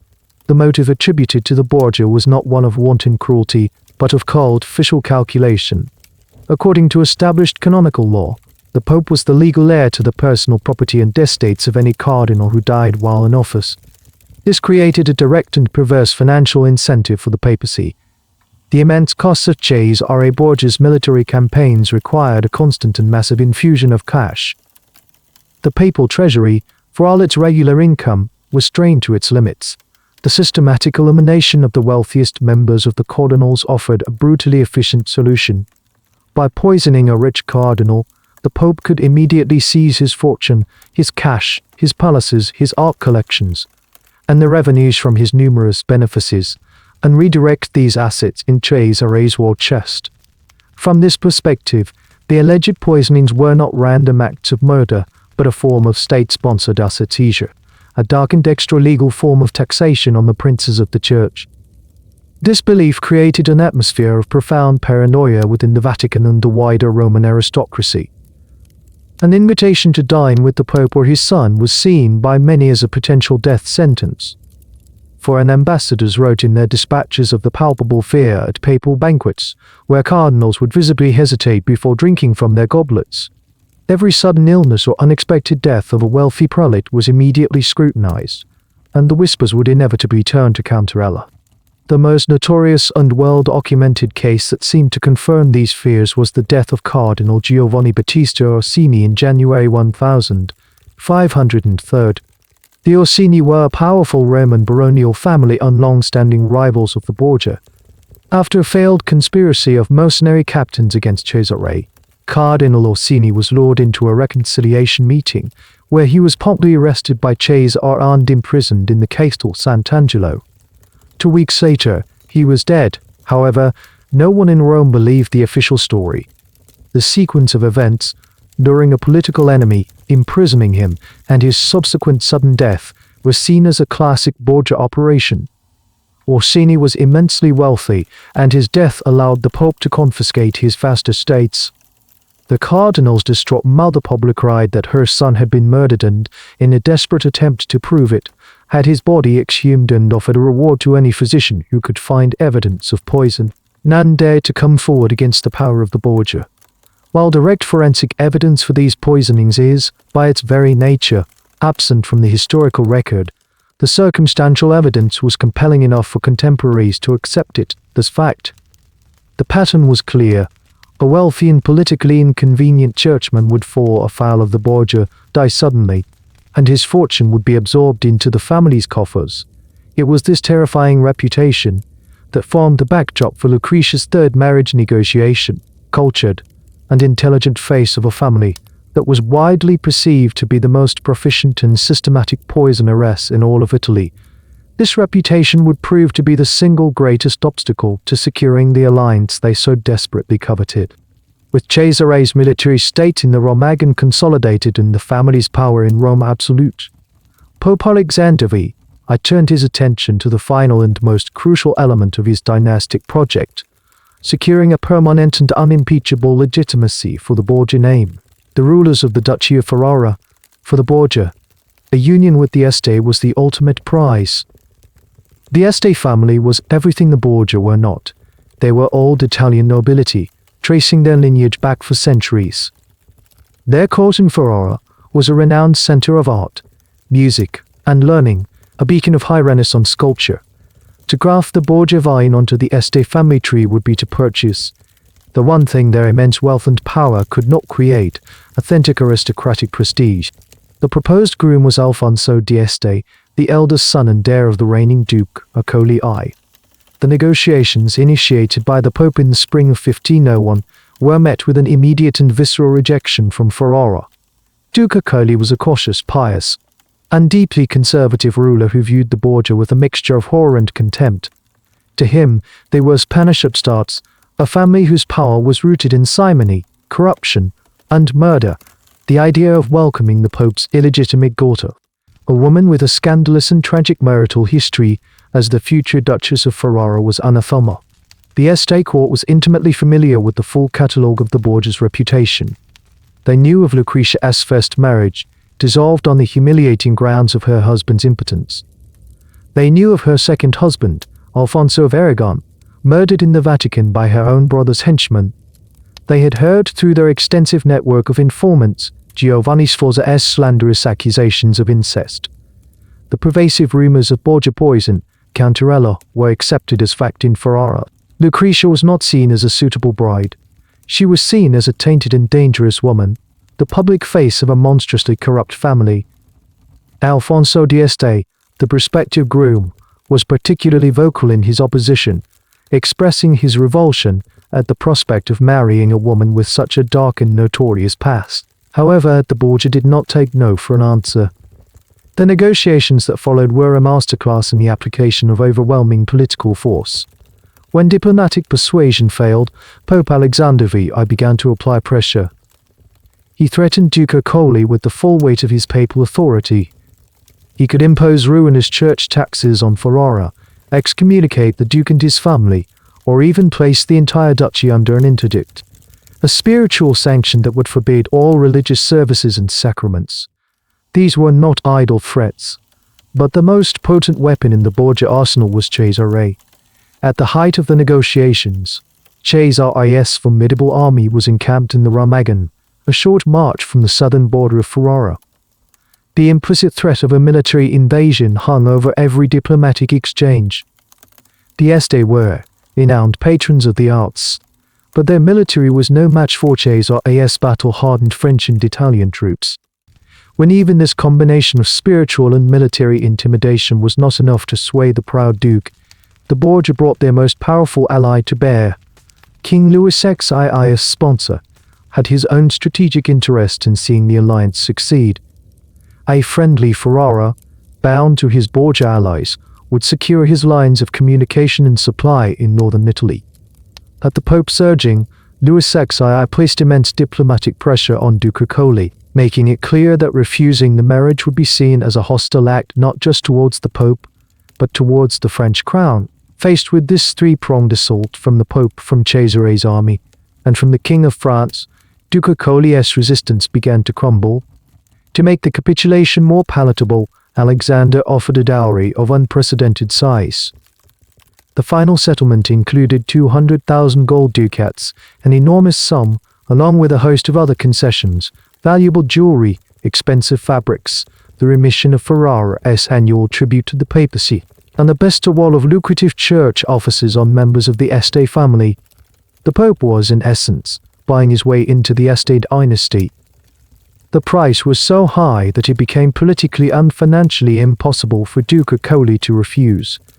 Reluctantly, and against the vociferous protests of his son, he finally consented. The marriage contract was signed in September 1501. It was a stunning diplomatic victory for the Borgia, achieved through coercion, threats, and a colossal bribe. Lucrezia was now betrothed to the future Duke of Ferrara, but she was preparing to enter a family that had been forced to accept her, a court where she would be viewed not as a welcome bride, but as the embodiment of a deeply feared and despised alliance. With the marriage contract signed, the transaction moved from the realm of coercion to that of public performance. The Borgia now faced the delicate task of delivering their daughter to a family that had been publicly strong-armed into accepting her. The solution was a procession from Rome to Ferrara of such overwhelming magnificence that it would awe the Italian peninsula, silence dissent through a display of sheer power, and present Lucrezia not as a tainted bride, but as a figure of quasi-royal splendor. The journey itself was conceived as a military and diplomatic triumph, a rolling pageant of Borgia wealth and influence. The preparations in Rome were monumental. The proxy wedding ceremony, held in the Vatican on December 30, 1501, was an opulent affair, presided over by the Pope himself, with the brothers of the groom standing in for Alfonso d'Este. Immediately following this, the final organization of Lucrezia's journey north began. It was less a bridal escort than a small mobile army and court. The official entourage numbered over 1,000 people. It included a papal legate, Cardinal Francesco Borgia, and a retinue of Roman nobles and their wives, all chosen to add gravitas and demonstrate the support of the Roman aristocracy. A substantial military escort, commanded by Chase RAS captains, ensured the procession's security through potentially hostile territories. But the true statement of power was in the baggage train. Hundreds of mules were required to carry Lucrezia's dowry into Swirled. The scale of her personal effects was a subject of intense discussion and documentation by contemporary chroniclers and ambassadors. The dowry itself was a colossal 200,000 ducats, but an additional 100,000 ducats were spent on Lucrezia's personal trousseau. It reportedly included over 100 lavish gowns of velvet and brocade, many embroidered with gold thread and seed pearls, an extensive collection of jewels, including ropes of pearls and massive ruby and diamond pendants, and a full suite of silver and gold plate for her personal use. This was not mere personal vanity. Every jewel, every yard of velvet, was a weapon in a campaign of psychological dominance, designed to impress upon the Este and their subjects the limitless resources of the papacy. The procession departed from Rome on January 6, 1502. The itinerary was a geopolitical statement in itself, a carefully planned route that traversed the heart of the papal states and territories recently brought under Borgia control. Each stop was a carefully orchestrated political event. In cities like Foligno, Gubbio, and Urbino, Lucrezia was received with the honors typically reserved for a reigning sovereign. Local lords, many of whom had recently been forced to submit to Chase RA's authority, were now required to host and pay homage to his sister, a public act of fealty. In Bologna, she was received by the Benivioglu family, rulers who were next on Chase RA's list for conquest, forcing them into a humiliating display of hospitality for a woman whose family was actively plotting their overthrow. The journey was a slow, deliberate dominance over central Italy.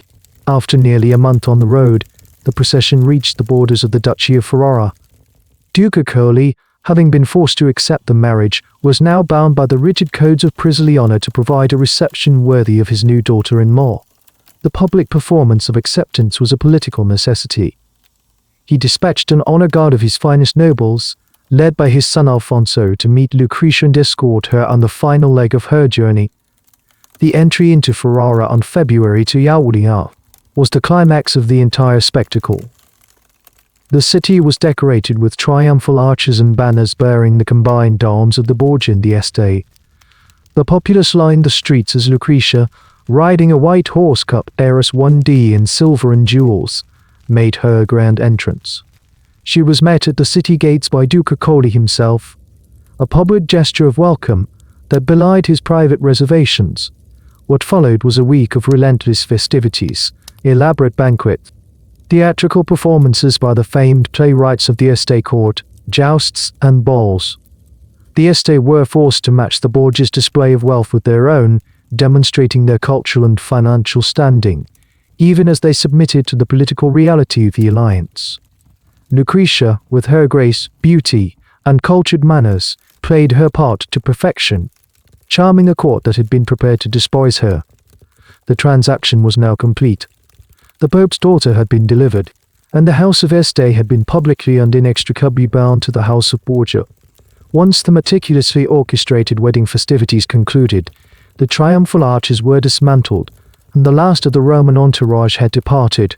Lucrezia Borgia was confronted with the cold, unadorned reality of her new position. The opulent performance of her arrival had been a necessity, but it had done little to alter the fundamental hostility of the Ferrarese court. She was a Borgia, the daughter of the Spanish Pope who had bullied their duke into this union, the sister of a warlord who threatened the stability of all of northern Italy, and a woman whose personal history was a litany of scandal and tragedy. Her husband, Alfonso d'Este, remained sullen and distant, having been a vocal opponent of the marriage. Her father-in-law, the pious Duke Ercole, treated her with the correct but frigid courtesy demanded by her station. She was isolated, surrounded by a court that viewed her not as their future duchess, but as a foreign contaminant. Her survival and eventual success in this environment were not the result of chance, but of a deliberate and highly intelligent strategic repositioning of her public and private persona. Stripped of the direct protection of her father and brother, Lucrezia deployed the skills her humanist education and turbulent life had given her. Her primary strategy was one of impeccable conduct. She presented herself as a model of piety, modesty, and discretion, consciously cultivating a public image that was the antithesis of the lurid Borgia legend. She attended Mass regularly, engaged in charitable works, and demonstrated a profound respect for the conservative, religious sensibilities of Duke Ercole. This was a calculated effort to appease her formidable father-in-law and to demonstrate that she was an Este now, her loyalty sworn to her new family. Simultaneously, she worked to bridge the emotional and political chasm with her husband. Alfonso was a man of practical and martial temperament, more interested in the casting of cannons and the mechanics of fortifications than in poetry or courtly conversation. Lucrezia, with her refined Roman education, adapted. She showed an intelligent interest in his pursuits, managed his household with quiet efficiency, and most importantly, began to provide him with heirs. Particularly their son and future Duke Ercole was the single most important factor in solidifying her position. It transformed her from a foreign bride into the mother of the next generation of Este rulers, weaving her inextricably into the fabric of the dynasty. Over time, Alfonso's initial hostility thawed, replaced by a grudging respect that eventually deepened into a stable and functional partnership based on mutual interest and a shared investment in their children's future. Having secured her domestic flank, Lucrezia began the more ambitious project of building her own sphere of influence within the court. She did this by transforming her personal household into a vibrant center of culture, becoming a significant patron of the arts and letters. This was not merely a pastime, it was a sophisticated political act. By attracting and supporting the most brilliant artists, poets, and scholars of the age, she created a circle of influential men whose loyalty was to her personally. Their work in turn became a powerful instrument for rebranding her image. They wrote sonnets celebrating her beauty, treatises lauding her intelligence, and letters praising her virtue. This was a concerted campaign to overwrite the dark narrative written by her enemies with a new, for ours the authored text that depicted her as a model Renaissance princess. The most famous figure in her circle was the Venetian scholar and poet Pietro Bembo. His intellectual and platonic devotion to Lucrezia is preserved in their correspondence and in his seminal work on the nature of love, Glia Simony, which was inspired by and dedicated to her. He, along with other literary figures like the poet Ercole Publitresi, became the architects of her new public identity. They presented her to the world not as the incestuous poisoner of Roman rumor, but as a figure of grace and refined sensibility. While her father and brother in Rome continued their campaigns of conquest and political assassination, Lucrezia was establishing a court celebrated for its civility and high culture. She was engaged in a conscious act of dissociation, creating as much psychological and cultural distance as possible from the ongoing machinations of her family. By the time Duke Ercole, I died in 1505 and Alfonso ascended to the ducal throne. Lucrezia's transformation was largely complete. She was no longer simply Lucrezia Borgia, the Pope's daughter. She was Lucrezia d'Este, the respected and established Duchess of Ferrara. She had successfully navigated a deeply hostile environment, neutralizing her detractors and building a secure combination of personal discipline, political acumen, and cultural patronage. She had outlived the initial suspicion and had become an integral, and even admired, part of the state she had been sent to infiltrate. Her position was secure, her future and that of her children tied to the destiny of Ferrara. She had, through her own efforts, built a refuge. It would prove to be a necessary one, as the entire foundation of the Borgia power she had escaped was about to be obliterated by a single, unexpected event. In the high summer of 1503, the edifice of Borgia power, which had seemed so unassailable, was struck by a sudden and catastrophic blow. On the evening of August 5th, Pope Alexander VI, his son Cesare, and several other guests attended a dinner at the villa of Cardinal Adriano Castelci. Days later, on August 12th, the Pope Cesare and the Cardinal fell violently ill. The symptoms were consistent in severe, a raging fever followed by bouts of vomiting. A city rife with malaria and other summer fevers was accustomed to sudden illnesses, but the simultaneous and violent prostration of the three principal guests of a single dinner party immediately ignited rumors of poison. The irony was inescapable. The Borgia, who had built a reputation on the alleged use of poison as a political tool, were now widely believed to be the victims of their own preferred weapon. The most prevalent theory, circulated with grim satisfaction by their enemies, was that they had intended to poison their host, Cardinal Castelci, in order to seize his vast fortune. According to this narrative, a servant or cupbearer had mistakenly switched the poison goblet, delivering the fatal dose to the Pope and Cesare instead. This story, while dramatically compelling, is considered by most modern historians to be unlikely. The more probable culprit was a virulent strain of Roman fever, likely malaria, which was endemic in the city's swampy environs during the hot months. The true cause, however, was less important than the political consequence. The Pope was dying. Cesare Borgia, a man in his late 20s and at the peak of his physical powers, was also brought to the brink of death. His robust constitution allowed him to fight the illness with a ferocity that astonished his physicians. He was reportedly submerged in the cold carcass of a disemboweled bull, a gruesome and desperate medical procedure of the era intended to dry up the fever, while he would ultimately survive. The illness left him completely incapacitated at the single most critical moment of his life. He was confined to his bed, racked with fever and unable to command his troops or direct his political agents, just as the power vacuum he had always dreaded was about to open. Pope Alexander VI, at the age of 72, was not so fortunate. His decline was agonizing and public. Over the course of a week, his body succumbed to the illness. The detailed and unsparing diary of Johann Bouchard provides a clinical, almost grotesque account of the Pope's final days. He describes the Pope's body swelling and turning black, the rapid putrefaction in the August heat, and the difficulty the palace staff had in forcing the grotesquely bloated corpse into a coffin that was too small. The Pope's death on August 18, 1503, was not the serene passing of a spiritual leader, but the squalid end of a temporal prince. The moment Alexander VI drew his last breath, the Borgia state, a political entity built entirely on the foundation of his papal authority, began to disintegrate. The power of the Borgia family was not derived from ancient lineage, popular support, or institutional legitimacy. It was derived solely from the fact that its patriarch occupied the chair of Saint Peter. With the Pope dead, Cesare was no longer the son of the reigning pontiff, the vicar of Christ's secular arm.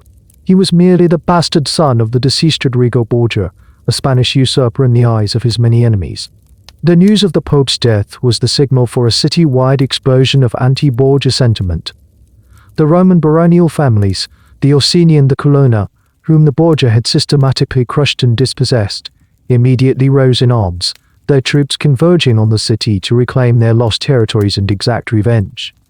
The populace of Rome, long resentful of the Catalan family's rule, rioted in the streets. The Vatican itself became a scene of chaos as the papal guard looted the Pope's apartment, a customary if lawless tradition that took on a particular ferocity in this instance. Cesare, delirious with fever and protected by his loyal Spanish troops, was a king without a kingdom, his power evaporating with every passing hour. He had masterfully planned for every political and military contingency except one: his own physical incapacitation at the precise moment of his father's death. The entire Borgia enterprise, built over a decade of ruthless ambition, was now dependent on the survival of a fever-stricken man and the outcome of the next papal conclave. The death of Pope Alexander I activated a political mechanism that Cesare Borgia was uniquely unprepared to confront, a papal conclave in which he held no decisive leverage. All of his power, his titles, his army, and the legal basis for his state in the Remagen was contingent on the continuation of a papacy favorable to his interests. Prostrate with the same illness that had killed his father, he could not personally command the situation. He was a general unable to leave his tent at the moment of the decisive battle.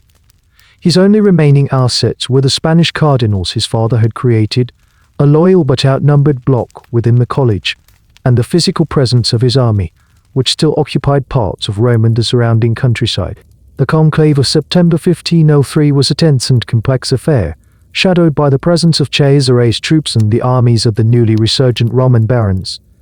The primary objective of the Italian cardinals was to elect a non-Borgia pope, who would begin to dismantle the Spanish family's power. Cesare, from his sickbed, attempted to broker a deal, hoping to secure the election of a neutral candidate who would at least guarantee his titles and possessions. The result was a compromise. The cardinals elected Francesco Tedescini Piccolomini, who took the name Pius II. He was the nephew of a previous pope, an elderly and infirm man whose primary qualification was that he was not expected to live long. He was a transitional figure, a placeholder intended to give the various factions time to regroup. For Cesare, this was a temporary reprieve but not a victory. The new pope, while not openly hostile, began to immediately assert papal authority over Borgia-held territories.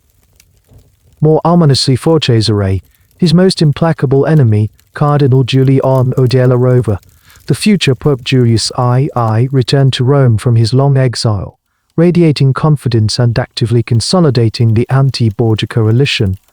As predicted, the pontificate of Pius II lasted a mere 26 days before he succumbed to his infirmities. The ensuing conclave in October 1503 was the final act in the destruction of Cesare Borgia's power. Giuliano della Rovere, a masterful and ruthless politician, had spent years planning for this moment. He approached Cesare with a proposition that was a masterpiece of political deception. In exchange for the crucial votes of the Spanish cardinals, della Rovere swore a solemn oath to Cesare, promising to confirm him in his titles as Duke of the Remagen and Captain General of the Church. He would be the Borgia's protector. Cesare, desperate and politically naive for the first time in his career, agreed to the deal. He delivered the Spanish votes. On November 1, 1503, Giuliano della Rovere was elected pope, taking the name Julius II. Having secured the papal throne, Julius II immediately and systematically betrayed every promise he had made.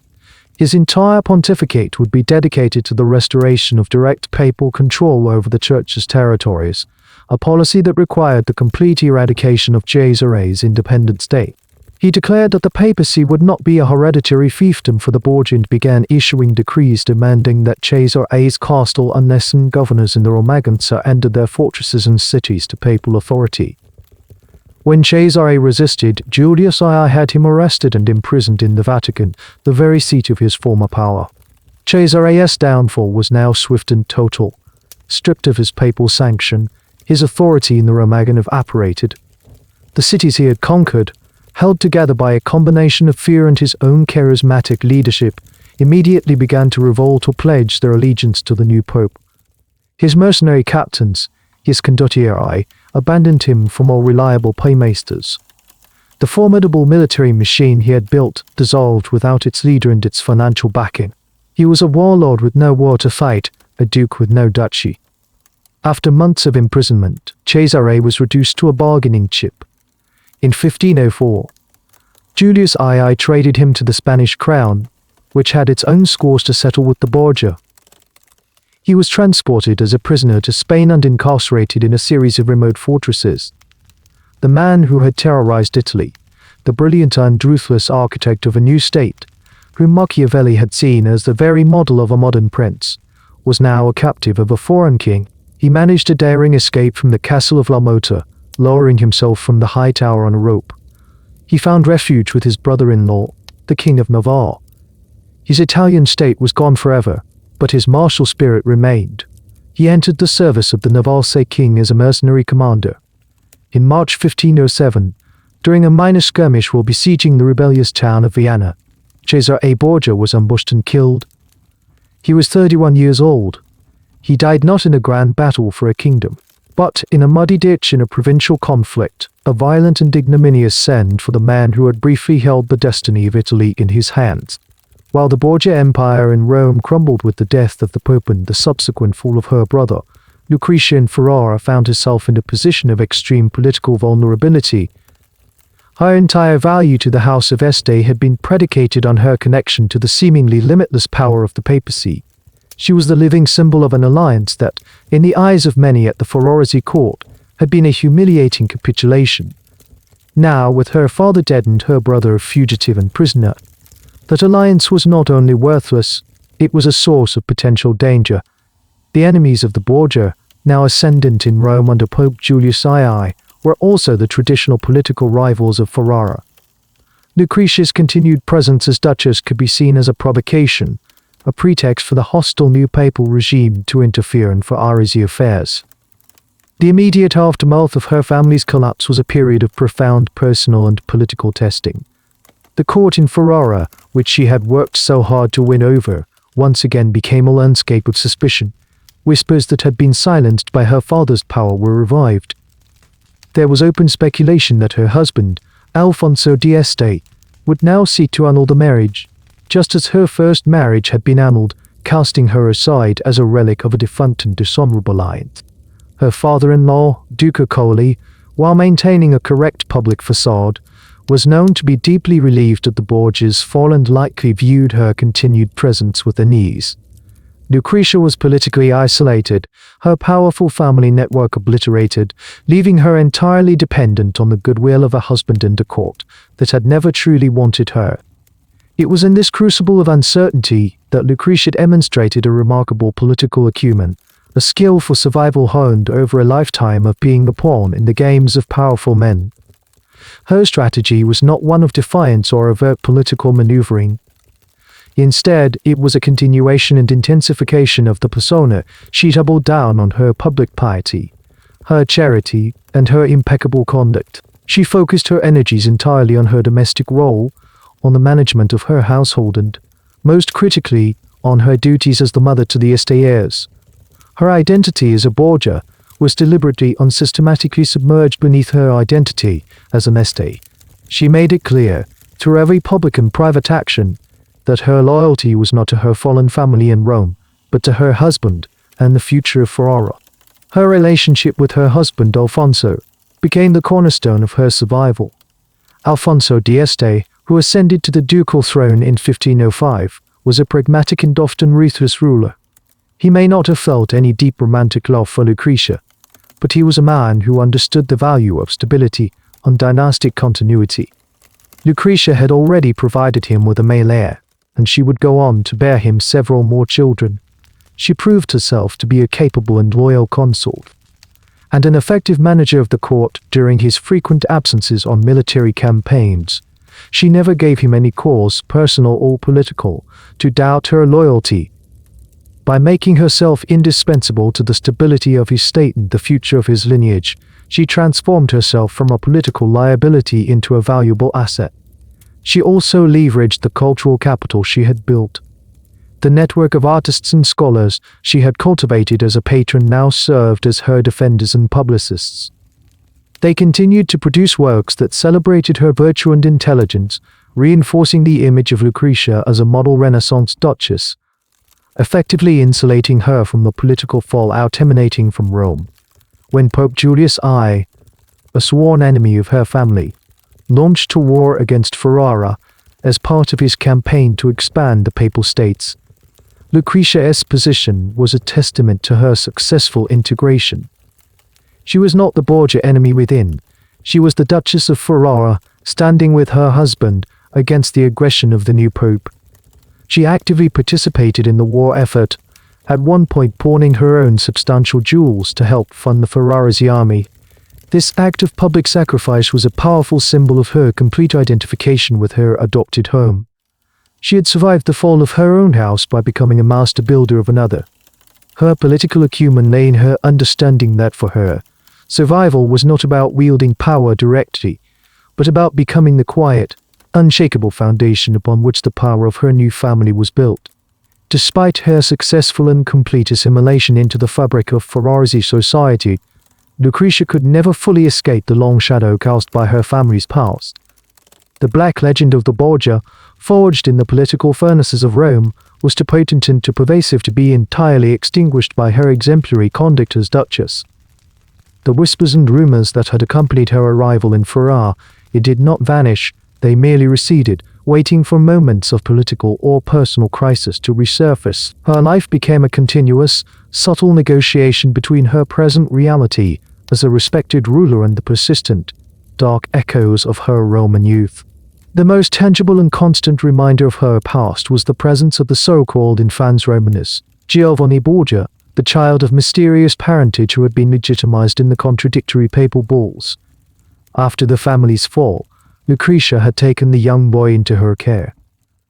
She brought him to Ferrara underaged for his upbringing and education, officially referring to him as her half-brother in accordance with the secret bull that claimed Pope Alexander VI as his father. While this was an act of familial loyalty and compassion in the deeply suspicious political climate of the time, it was also a source of constant, unspoken scandal. To the Ferrarese court and the wider world, the presence of this child in her household was seen by many as a brazen and living confirmation of the most monstrous rumors about her and her family. He was a piece of her Roman past that she could not, or would not, discard, and his ambiguous status was a perpetual source of gossip and speculation that subtly undermined the virtuous persona she had so carefully constructed. Her correspondence from this period reveals a woman acutely aware of the fragility of her position and the persistent stain on her name.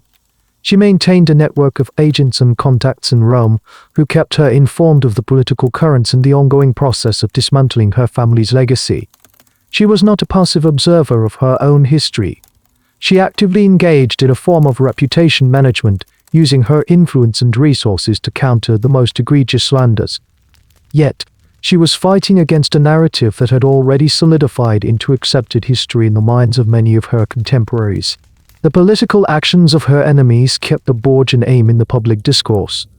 Pope Julius I, in his quest to reclaim the Papal States, systematically vilified the memory of Alexander VI, portraying his pontificate as a period of unparalleled corruption and depravity. This official, Vatican-sanctioned campaign of historical revisionism served to reinforce and legitimize the darkest rumors about the entire family, Lucrezia included. Every political opponent of the Este in later years had a ready-made weapon to use against them: the Duchess's infamous origins. Her Borgia name was a permanent point of vulnerability for Ferrara, a fact that could be exploited by rivals in Venice, Milan, or Rome whenever it suited their strategic purposes. Even in moments of personal tragedy, the echoes of her past were present. Her first son, Rodrigo of Aragon, the child of her murdered second husband, Alfonso, was raised in the south of Italy, away from her court. When he died in 1512 at the age of 13, Lucrezia's profound grief was complicated by the political context. The death of this child severed her last significant link to the Aragonese House of Naples and symbolically closed the book on that bloody chapter of her life in Rome. It was another instance where her personal sorrow was inextricably linked to the violent political machinations that had defined her youth. Lucrezia's life in Ferrara was, in this sense, a paradox. She was a successful and effective duchess, a capable regent who governed the state with skill during her husband's absences, a devoted mother, and a celebrated patron of the arts. By all objective measures of Renaissance statecraft, her tenure was a success. Yet, she could never achieve the unblemished legitimacy of a princess born to an ancient, respected house. She was always Lucrezia Borgia d'Este, the second part of her name never quite managing to erase the first. The past was not a foreign country, it was a permanent, shadowy province of her present reality, a constant reminder of the blood and intrigue from which she had emerged, and a legacy she would have to manage until the day she died.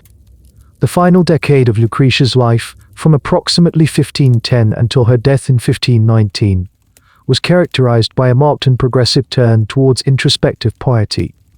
While she never fully abdicated her duties as Duchess of Ferrara, her focus shifted from the active cultivation of a cultural and political court to the more private and spiritual concerns of her own soul. This transformation was not a sudden conversion, but a gradual deepening of a religious sensibility that had been present, though less prominent, in her earlier years in Ferrara. The process appears to have been accelerated by a series of profound personal losses, most notably the death in 1512 of her first son, Rodrigo of Aragon, a loss that severed her last living connection to her tumultuous Roman past. This spiritual reorientation manifested in several public and verifiable ways. Lucrezia began to dedicate a significant portion of her personal income and administrative energy to charitable, unreligious foundations. She founded the convent of San Bernardino in Ferrara, providing it with a substantial endowment to support a community of nuns.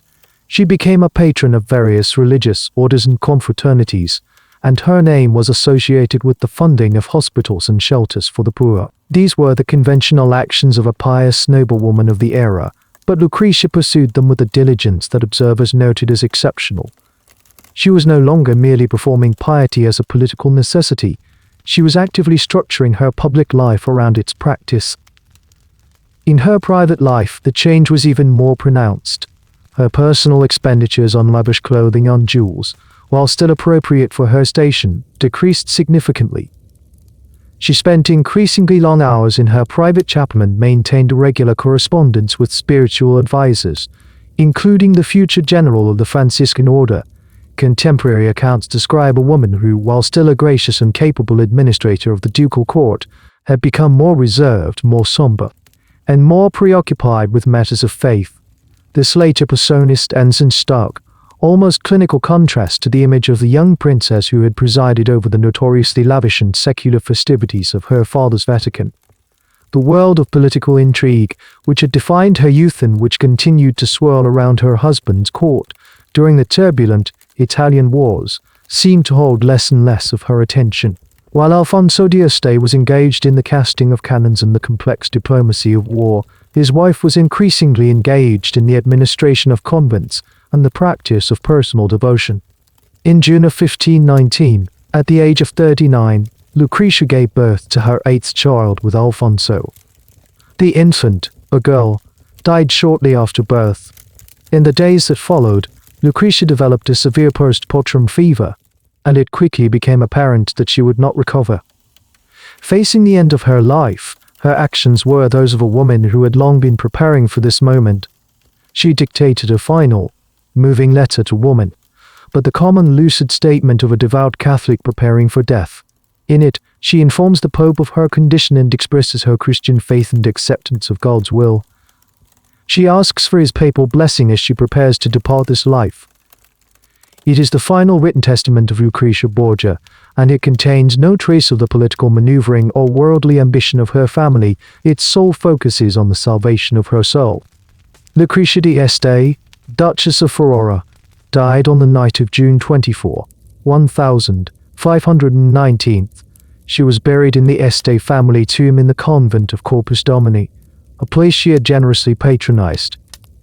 Her husband, the pragmatic and often emotionally distant Alfonso, was reported to have shown profound and genuine grief at her passing, a testament to the stable and effective partnership they had forged over 17 years. The final and most poignant evidence of her personal transformation was discovered only after her death. As her ladies-in-waiting prepared her body for burial, they found that beneath her duchess's gowns, Lucrezia had been secretly wearing a CILIS, a harsh penitential hair shirt, against her skin. This instrument of private mortification, worn for an unknown number of years, offered a silent and irrefutable testimony to the nature of her later life. It suggested that the piety she displayed was not merely for public consumption, but was part of a deep, private, and sustained act of penance for a past she could never fully escape. The death of the Duchess of Ferrara on the discovery of the penitential hair shirt upon her body provided a final, silent piece of evidence in the long and contentious historical debate over the true nature of her character. The historical record, when examined with clinical detachment, presents two fundamentally irreconcilable portraits of Lucrezia Borgia. The first is the creature of the Black Legend, a depraved accomplice in her family's crimes, an incestuous femme fatale, a skilled and beautiful poisoner. The second is the historical figure documented in the Ferrara's archives, a pious, competent, and respected duchess, a patron of the arts, and a capable regent who navigated the treacherous politics of the Italian wars with skill and dignity. The central task of the historian is to account for this schism, to dissect the evidence upon which both portraits are based and to determine, if possible, where the truth of the individual resides. The case for Lucrezia as a monstrous figure rests almost entirely on a body of circumstantial evidence and the accounts of contemporary chroniclers who were, without exception, hostile to the Borgia regime. The most significant sources for this narrative are the diaries of men like Johann Burchard, the papal master of ceremonies, and Marinos and Utu, the Venetian diacert, as well as the diplomatic dispatches from the ambassadors of rival states like Ferrara and Mantua. These documents meticulously record the rumors that circulated in Rome, tales of lavish, licentious parties within the apostolic palace, the systematic elimination of cardinals, and the persistent whispers of incest. The most damning of all can be traced directly to a single, highly compromised source, Giovanni Sforza, Lucrezia's first husband, a man with a clear and powerful motive to slander the family that had publicly and professionally castrated his reputation. The most potent piece of evidence used to substantiate this claim is the juridical puzzle of the infans Romanus, Giovanni Borgia. The existence of two contradictory papal bulls, one naming Cesare as the father, the other, secret bull naming Pope Alexander VI, is an established historical fact. For the Borgia's enemies, this was prima facie evidence of an incestuous birth and a clumsy attempt to conceal it. Yet, even here, Lucrezia's direct involvement remains an inference, not a documented fact. The identity of the mother, the mule-loads, is never specified in either document. While Lucrezia was the most plausible candidate, the historical record remains silent. In all these accounts, it is notable that Lucrezia is almost always depicted as a passive figure, the object of her father's and brother's alleged desire, the beautiful hostess at a scandalous banquet, but she is never credibly described as an active instigator or perpetrator of a specific crime. First-hand testimony that she ever handled poison, plotted a murder, or willingly participated in an incestuous act. The case for Lucrezia as a victim, or at the very least a pawn, is built on a different and arguably more solid foundation of evidence. The undisputed political realities of her time and the documented facts of her life. She was born into a system where women of her class were explicitly understood to be dynastic assets, their marriages instruments of state policy. Her experience was not unique in kind, only in the extreme ruthlessness with which her father and brother managed her marital career. At the time of her first marriage, she was 13. At the time of her second husband's murder, she was 20.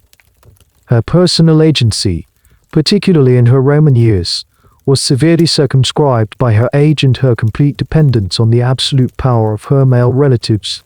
The most compelling evidence in her defense is the stark and undeniable contrast between the first and second acts of her life. The 23 years she spent in Rome under the direct control of her father and brother stand in opposition to the 19 years she spent in Ferrara, where she operated with a significant degree of autonomy. In Ferrara, her documented actions are those of a capable and conventional Renaissance ruler. She managed the duchy effectively during her husband's military campaigns, winning the loyalty of her subjects. She fostered a court renowned for its culture. She demonstrated profound religious devotion. This later, well-documented life does not align with the portrait of a depraved monster. This suggests one of the possibilities. Either her Roman persona was a role she was forced to play under duress, or it was a gross caricature created by her enemies. The historical evidence leans heavily towards the latter interpretation. Ultimately, a cold assessment of the primary sources yields no definitive verdict. The evidence required to condemn her as a criminal accomplice simply does not exist.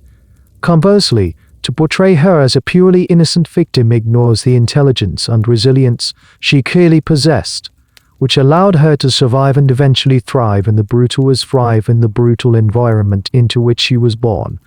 The historical Lucrezia Borgia is likely to be found in the gray space between these two extremes, a woman who was unquestionably to love her family's ambition, but who was also a highly intelligent and adaptable survivor. She learned to navigate a world of unimaginable corruption and violence, and when finally granted a measure of freedom, she constructed a life of stability and purpose. The monstrous legend that has attached itself to her name says less about her documented actions and more about the deep-seated fear and hatred that her family inspired in their contemporaries. The historical record, as it pertains to Lucrezia Borgia, is a fractured and contradictory text, a landscape of documented facts overshadowed by the vast and persistent fog of contemporary rumor. This inherent ambiguity, this silence in the archives on the most critical questions of her personal culpability, created a narrative vacuum. And into this vacuum, in the centuries following her death, rushed the powerful forces of imagination, polemic, and popular entertainment. The process by which the historical Duchess of Ferrara was eclipsed by the monstrous archetype of Lucrezia Borgia is a clinical case study in the forging of a black legend, a process where the demands of drama and ideology systematically overwrite the complexities of the past. The initial custodians of the anti-Borgian narrative were the polemicists of the Protestant Reformation. For reformers seeking to depict the Roman Catholic Church as irredeemably corrupt, the papacy of Alexander I was a gift of almost divine providence. He was the perfect villain, and his family embodied the ultimate nexus of nepotism, simony, and moral decay. In their tracts and sermons, the Borgia were transformed from historical figures into theological symbols of the papal antitrist. Lucrezia was not merely the Pope's daughter, she was the whore of Babylon made manifest, her alleged incest a perfect metaphor for the spiritual perversions of the Roman See.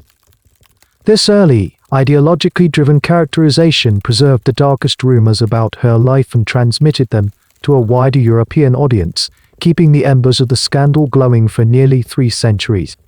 What Hugo created for the stage, the composer Gaetano Donizetti immediately set to music. His opera Lucrezia Borgia, which premiered in the same year, was based directly on Hugo's play. It took the dramatic situations and emotional torments of the stage version and amplified them through the power of bel canto opera, as one of the great successes of the 19th century operatic repertoire. It broadcast the sensationalist and fictionalized version of Lucrezia's life to audiences in every major city in Europe and the Americas. The legend was now not just a story to be read, but a tragedy to be seen and heard, its emotional contours forever defined by Donizetti's soaring arias. The final element in this trifecta of myth-making was provided by Alexandre Dumas. In his immensely popular series Celebrated Crimes, published in 1839, Dumas presented a chapter on the Borgia. Crucially, Dumas wrote not as a novelist, but as a popular historian. He took every rumor, every slander, every piece of hostile gossip recorded by Bouchard, Olson, U2, and presented it to a mass readership as established, verifiable fact. The incest, the orgies, the poisonings, all were described in his vivid, novelistic prose, blurring the line between history and historical fiction in a way that proved irresistible to the public. This convergence of play, opera, and popular history created a cultural feedback loop. The tragic figure imagined by Hugo was given emotional life by Donizetti and then certified as true by Dumas.